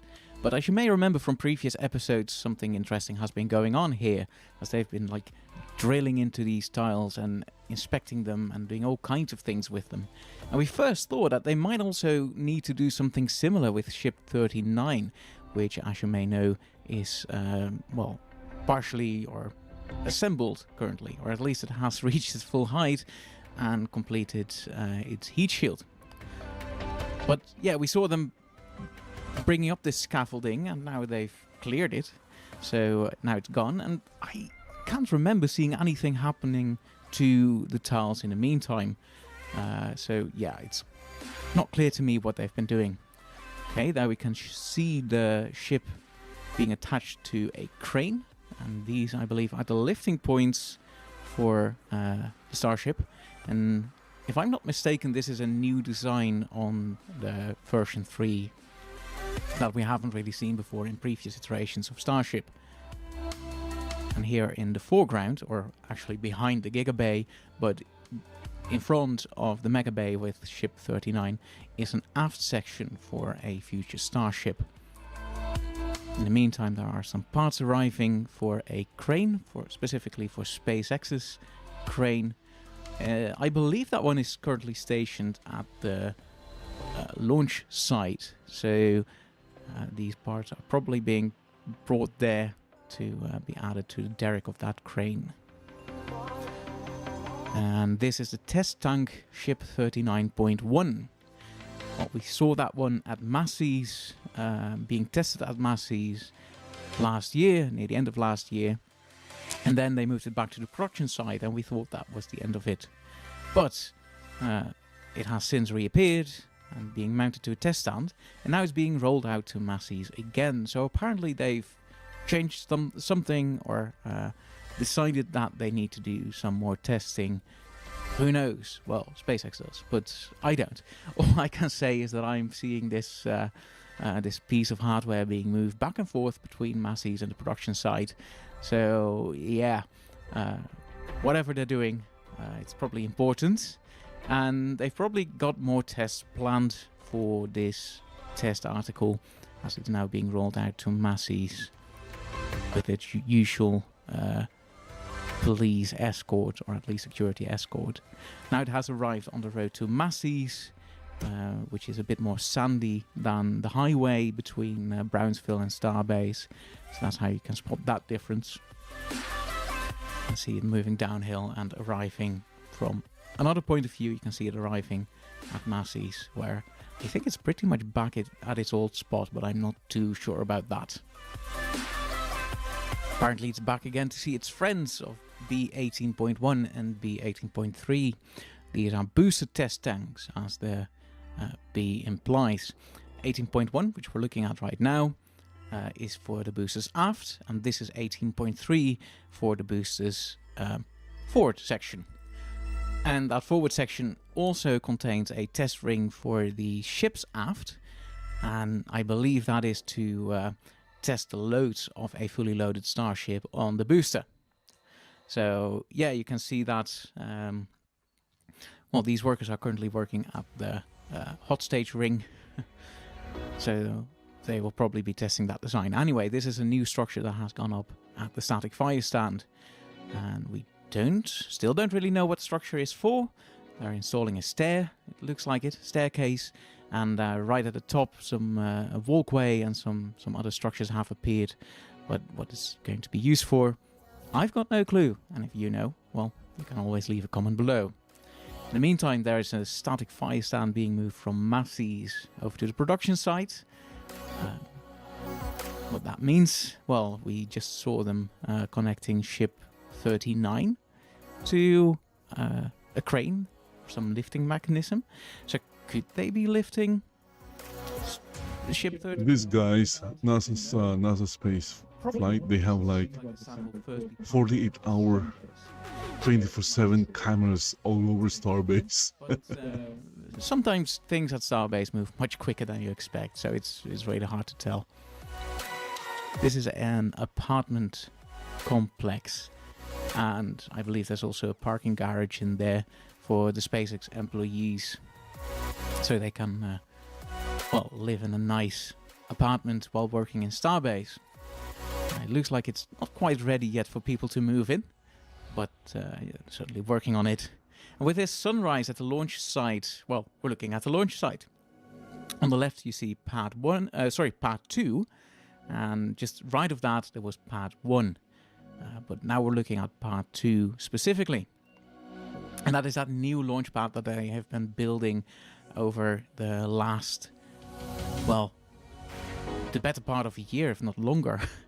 It's looking increasingly more finished, but it's still not done. As you can see, workers still like welding something onto the orbital launch mount. I guess the old adage of work continues on the OLM is still true to this day. And this is on top of the OLM. We can see a person working there. The light is coming from one of the quick disconnect structures. Now we're zooming into the tower next to the next to this orbital pad, specifically onto the chopsticks, the arms that will be used to lift the starship and boosters onto the launch pad, but also to catch the super heavy boosters after their return. This is another arm. This is the quick disconnect arm, which contains the pipes that will feed Starship with its propellants, liquid oxygen and liquid methane. And they've recently installed an extension onto this arm to complete its full length. You can see that they're still working to hook everything up and maybe to run some more lines and connections and all that stuff. It's really a complex structure of walkways and stairs and, well, the physical construction itself, and all intertwined with these pipes and lines and everything that needs to be running through there. And one of the things this structure is designed to do is to move out of the way of a flying starship quickly. So it disconnects the lines that feed the propellant into Starship and then moves out of the way. And I guess this is a test for that. I believe that during liftoff it will look a bit more smooth and it might be moving a bit faster. But yeah, don't forget, this is a brand new quick disconnect arm and they are testing it for one of the very first times. Meanwhile, they're also working on a wall at Part 2. That wall that will probably be there to protect some of the infrastructure, some of the tank farm, whatnot, from the exhaust, from the rocket exhaust and everything. It would be really amazing on liftoff to see. So there are now 2 launch towers. Been there since the beginning. Would be amazing to see like 2 starships launching at the same time. Including crews working on the tower of the original launch pad 1. That tower hasn't seen a launch since the last, well, Starship launch, since anything has seen a launch in Starbase, but it has seen a lot of work since that moment. Because, ever since that final Flight 11, the final flight of Starship V1 lifted off, SpaceX workers have been working tirelessly on this launch complex, demolishing loads of old infrastructure and now slowly starting to build it up again. I believe these workers are working on the rails, on the guideways that the chopsticks are sliding on. You can see both towers, the new one on the left, and you can really see how rusty the old one looks. So yeah, some refurbishment is definitely required. You can also see that they've chopped off a part of the chopsticks. I know that is not where the etymology of chopsticks comes from, but I like to think it is. Anyway, they used to be much longer, and the new design for the new pad that they're going to convert this into requires shorter chopsticks, so they've shortened them. And this is the old quick disconnect arm on the first orbital launch tower. You can really see the difference between this one and the one we looked at earlier. Meanwhile, they're also drilling foundations, or foundation piles, I assume, at the original launch pad 1. So this might be for some new infrastructure, most likely, I think. But I'm not quite sure where this is in relation to the tower and the launch pad. Anyway, this pad is going to see much new work in the coming months. And this, I suppose, marks the end of an era. Because this was the Pope vent coming down, which is a vent that we like to watch a lot during the launch countdown, and now it's gone. But obviously, its function will be replaced by other parts of Starship infrastructure that we'll just watch and have to record the timings of to get insight in the new version of the launch countdown. And with this view of the production site, or I believe it's an office building, we've come to the end of this Starbase summary. So thank you for watching. Be awesome, everyone. We could see clearly now.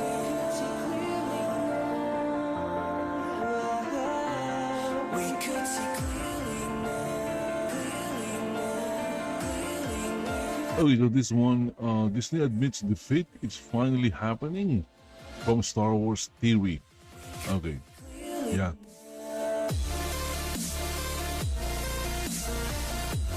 Darth Vader is coming to Galaxy's Edge, and Disney is abandoning the sequel trilogy timeline.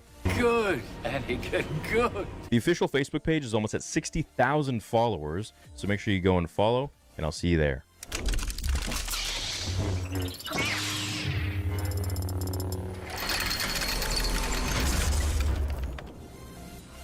Welcome to a new era of Batuu. Disneyland Resort has announced exciting updates coming to Star Wars Galaxy's Edge at Disneyland. Beginning April 29th, 2026, Black Spire Outpost is expanding its timeline, introducing elements from the events of the original film trilogy. As a result, visitors of Batuu, the planet inside Star Wars Galaxy's Edge, may cross paths with a few familiar faces. Darth Vader and Imperial stormtroopers strutting through the streets, to Han Solo and Chewbacca reuniting at the Millennium Falcon. All the while, John Williams' iconic musical themes swirl through the air. Hallelujah! Would you imagine that? Some of the most iconic characters that George created from the original trilogy and the most iconic music in the world by John Williams actually in the Star Wars land? Ooh. And you want to know why we never had this? Because Kathleen Kennedy decided to have it all around the sequel trilogy, and it is documented, and it pisses me off. It gives you focus, makes you stronger. Because they were originally supposed to make this park about the original trilogy. There's freaking concept art of the original trilogy parks. You can find it right here, and here. Where was I? Shit. You got me heated. And she decided to change it at the last second simply because she felt that the sequels would be such a smash hit. But there was actually no proper outline for the sequels, nor did they have a director or even a script for The Last Jedi at that point. Yet they decided to create the Galaxy's Edge surrounding Batuu and the timeline of the sequel trilogy, locking them in so that there's no prequels, there's no originals, and there's nothing else outside of The Force Awakens and onwards, or maybe even just around that timeline. And after they realized that that really wasn't a great move, Dave Filoni is finally coming in as the president of Lucasfilm, as Kathleen Kennedy is about to step down this quarter of this year, which just means in the next few months. January is halfway done, so next 2 months left, meaning that he has already started to make some moves to get Star Wars back on track. The first thing he's going to do is have Darth Vader at Star Wars Land. Whoa! Imagine all the people that actually wanted to take photos with Vader, and having the Imperial March, and having all of the John Williams themes, and then having Han Solo and Chewbacca, the Millennium Falcon. Weird concept, I know. But we're finally going to get that. Holy moly. Let's read. The original Galaxy's Edge timeline placed Batuu during the era of the Resistance and the First Order. Between Star Wars, it is just stupid to not use your most iconic characters back several decades to entice people to visit your theme park. Return of the Jedi and the Mandalorian.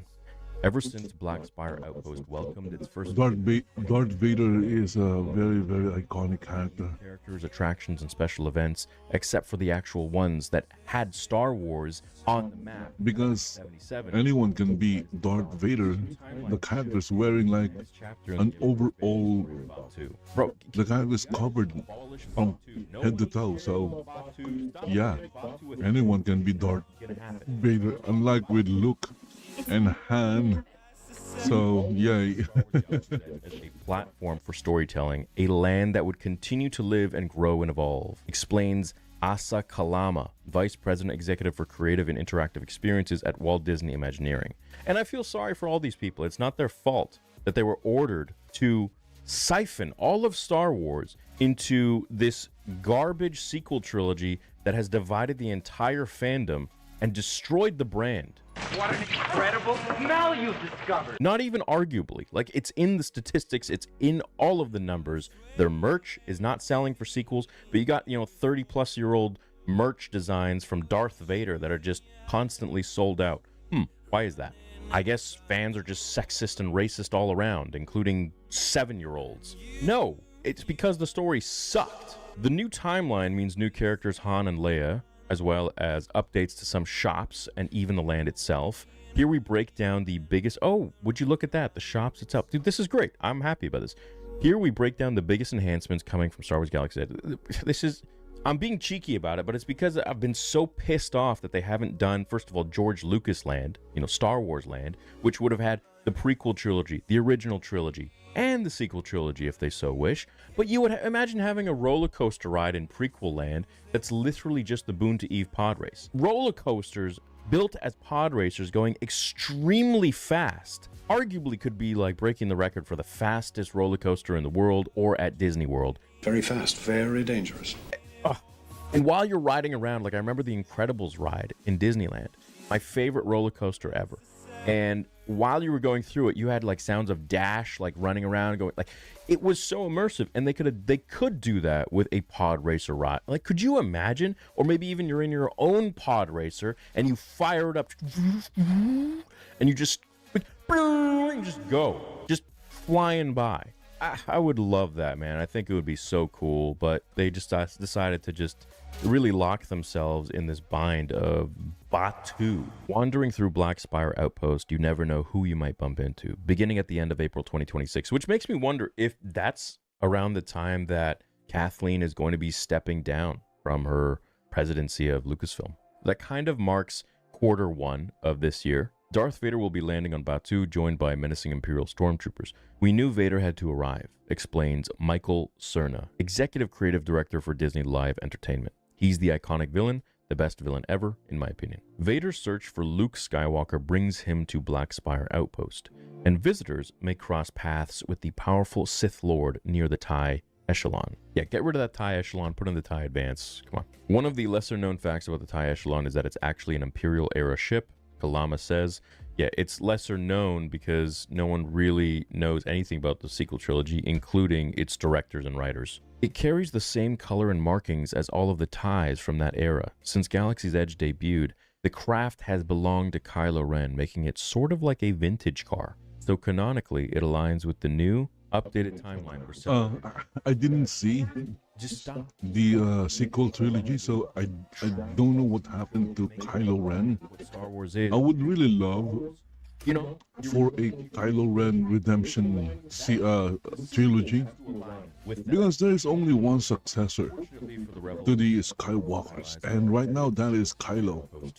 He's a Skywalker. Well, he's a Solo, but his mother is a Skywalker. The Imagineering and Disney Live Entertainment teams worked closely with Lucasfilm to craft all new looks for Han and Leia, making sure they're ready for adventures on Batuu. Han wears his iconic vest, while Leia rocks a battle-ready white outfit. Her hair is up in a practical crown braid, similar to how she wore it on Hoth in The Empire Strikes Back. This is Leia's adventure look, explained Lucasfilm's senior creative director, Matt Martin. It's inspired by some comic book appearances from this era, as well as the look that she had in Star Wars Battlefront 2, the video game. But this is really the first time that we get to see it physically created on a person. And of course, Vader, Han, Luke, Leia won't be the only character to see it physically created on a person. And of course, Vader, Han, Luke, Leia won't be the only characters you might encounter. Rey, R2-D2, Ahsoka Tano, Chewbacca will remain as possible characters. Plus, fans also cross paths with Din Djarin and Grogu, who will soon be embarking on a new adventure together. As previously announced, Millennium Falcon Smuggler's Run is getting a brand new mission beginning May 2026. That's great. I mean, it only took them like 8 years. Inviting you and a crew to team up with the Mando and Grogu to track down Imperial officers and claim a bounty. Cerna emphasizes that he and the team want Galaxy's Edge to always feel as immersive and as authentic as possible. To celebrate the new updates, Lucasfilm is teaming up with Marvel Comics to release a new tie-in comic series revealing the backstory on how and why the Empire and Rebels came to Batuu. Yeah, so because they made such a terrible decision to not include any of George Lucas's actual stories and characters in Star Wars land, and they focused around the sequel trilogy, now that they realize that didn't work out so well, and they got to actually incorporate the characters that made the brand worth $4 billion to begin with, and the most iconic character in the world, Darth Vader, they want to now create some bullshit story so that it aligns with why they went to Batuu. None of this existed. Batuu doesn't matter. It's not a thing.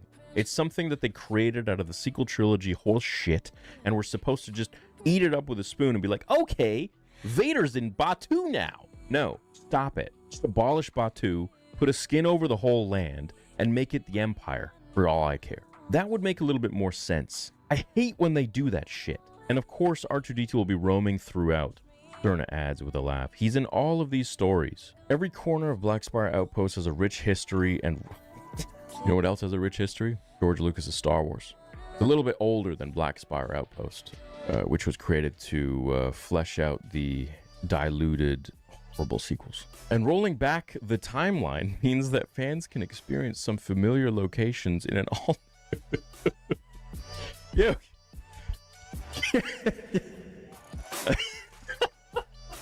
Using the word Star Wars and familiar is something I've not heard in a long time. Yeah, that would be nice, you know? Geez, we've suffered for a long time, man. What's it been, 14 years? Yeah. We're going back and thinking about all the backstories of some of the ships that existed in the land, Kalama says, because we're set in a new era. Some are run by new proprietors. One of the biggest changes is coming to the existing First Order cargo, which will be getting a refresh under the new name Black Spire Surplus, located near the TIE Echelon. Martin described it as a sort of military supply shop packed with exclusive offerings from around the galaxy. We're going to see things from the Rebels, Martin teases. We're going to see things from the Empire. It'll be your one-stop shop for faction gear. Oh, it's about time. The shop also has a rich backstory.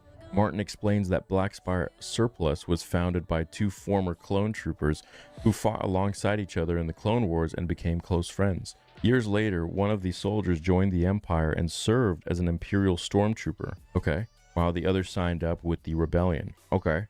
But as they got older, they decided to retire and team up as friends and business partners, opening their new venture on Batuu. Happily ever after, eh, Disney? Additional updates are also coming to Doc Ondar's Den of Antiquities, Savvy's Workshop, and Droid Depot to ensure those locales feel like a part of the earlier time frame. Doc is always getting new shipments and new antiques. We're going to see some new items on display, potentially some Easter eggs that people recognize from some of the more recent live-action TV series.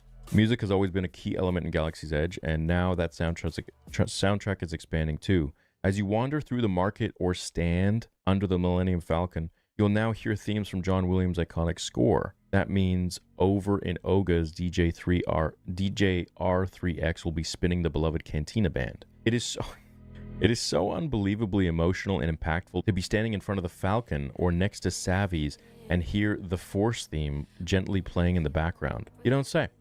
It totally transforms your emotional response to the land. Yeah. The result, Kalama hopes, is a Galaxy's Edge that feels more immersive than ever. More immersive than before.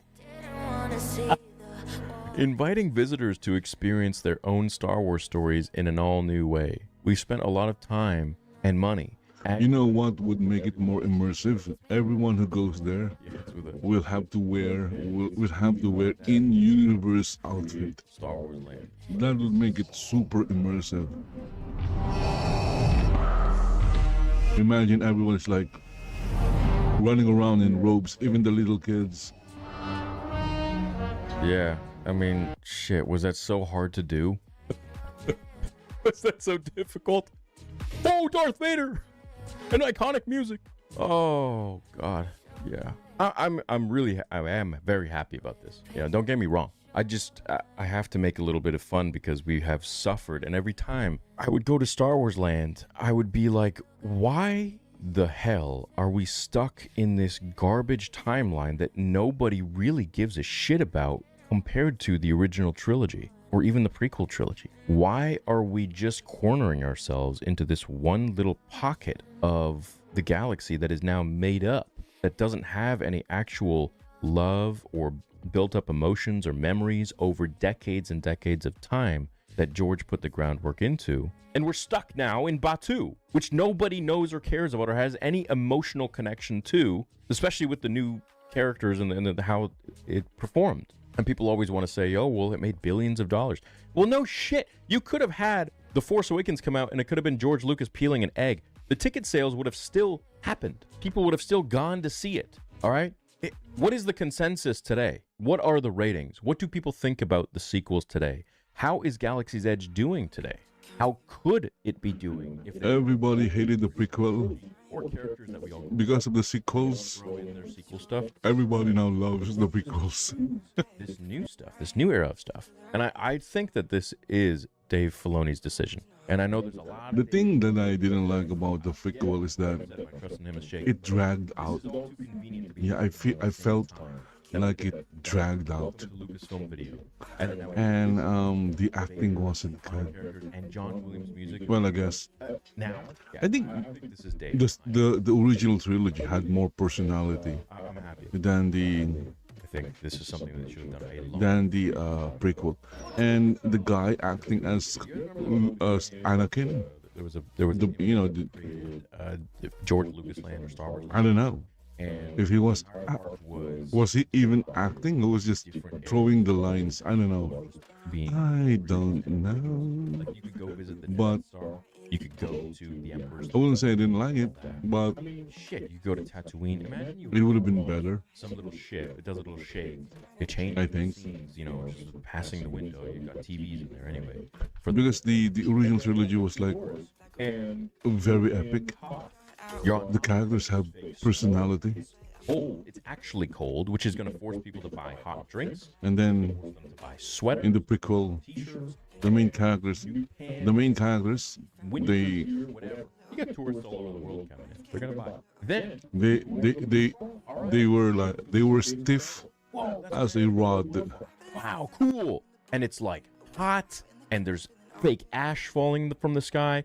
It's gonna incentivize customers and fans to want to get popsicles, smoothies, iced coffee drinks, to buy tank tops and shorts and blah blah blah blah blah.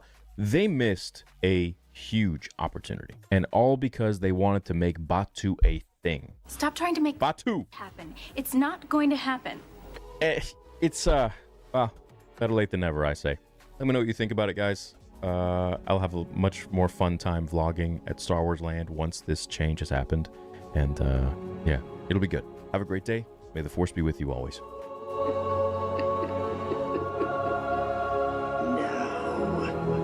Fulfill your destiny.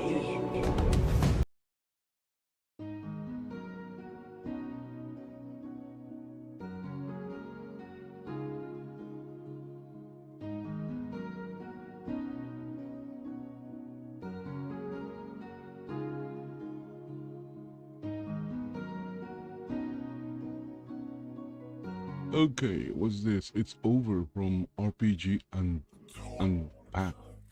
And then we have here from Itosi, Jack, though heard this criminal trial just got worse live after the trial. I wonder what happened. The clone voice that defined Star Wars. Trump administration slaps Australia over new free speech. Yeah, I don't know. In our country, a lot of people died fighting for free speech.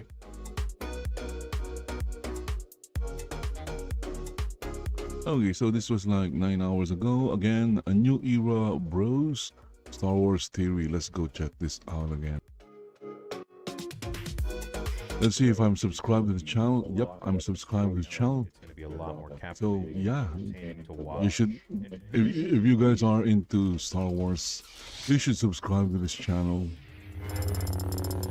And I don't think this guy is, you know, a woke or a Christian or conservative hater. We got some beautifully made AI images by my new boy that I hired on my team named Evan. And what we're going to be doing going forwards is essentially going through all of the old fan fictions that I've done over the last 10 years almost, and looking at some of the most popular ones, as well as creating new ones. But we're going to look at the most popular ones. We're going to remake them. So it's going to be the same old voice, sound effects, music, same old feel.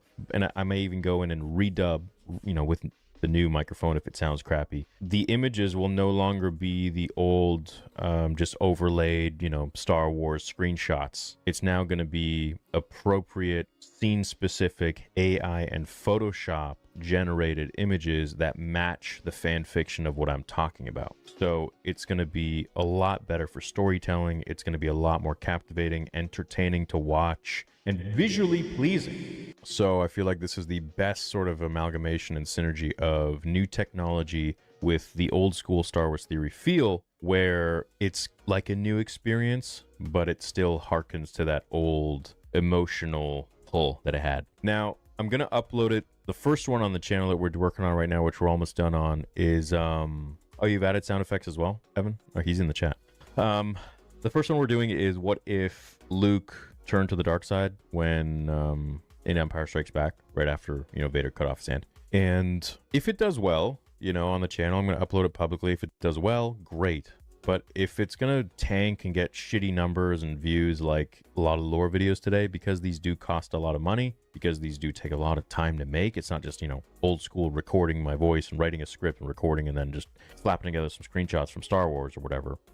Because these do take more resources, I am going to be then putting these just for join members if the views suck. So I know the join members will appreciate them. And so Ooh, it's buffering. A specific sort of gift to you guys for being a join member, for donating and getting all the perks that join members get, plus helping with the fan film. And then you get these as well. So we'll be doing, probably one every week. So you'll be getting about 3 to 4 a month. And I think they look pretty good. Like, we've already worked on some of the fan fictions for it, and it's really quite amazing. So I'm excited to see what the fan reaction is. Like I said, the first one is going to be public, like all my videos. But then if it tanks, I'm going to be just doing it for join members only on the channel. And that's for really any tier, 99 cent and up. So for 99 cents. Yeah, if it tanks, the price of one in one day. It just makes sense to, make pretty cool stuff. Because if it's going to cost him a lot of money. First thing that we're going to do with AI, and then beyond that, making little AI fan films and stuff like that, projects which we're going to put out to the masses, just like everybody else is doing. We're going to see how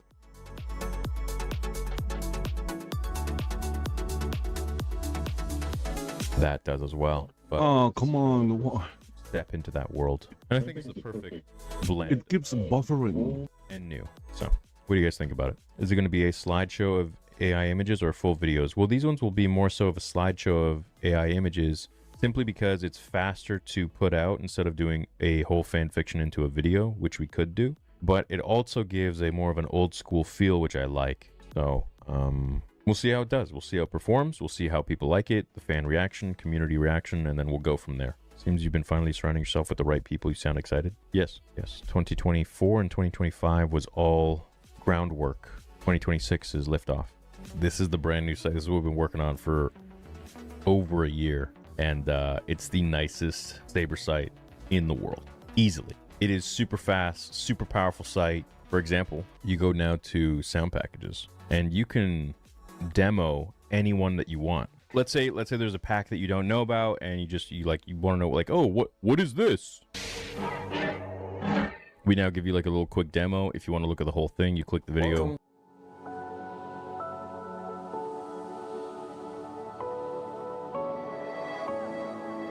Bit by bit, creative imagination began with a new art form.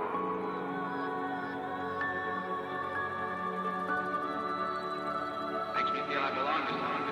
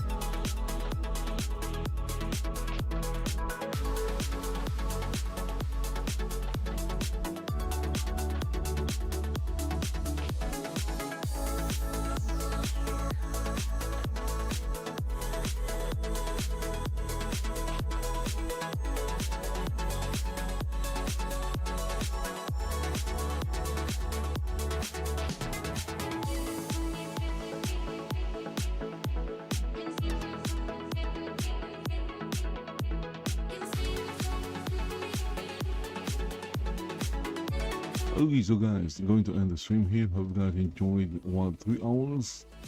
Yeah, when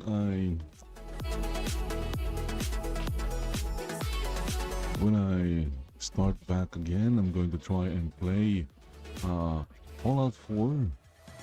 Going to continue with building. The only reason why I stopped because the game crashed and I lost like 10 minutes of work. Well, it only 10 minutes, but I got annoyed. I got annoyed. Anyway, as always, thank you for watching. Subscribe, like, and all that jazz. And see you in the next one. I'll be back later. Bye bye for now.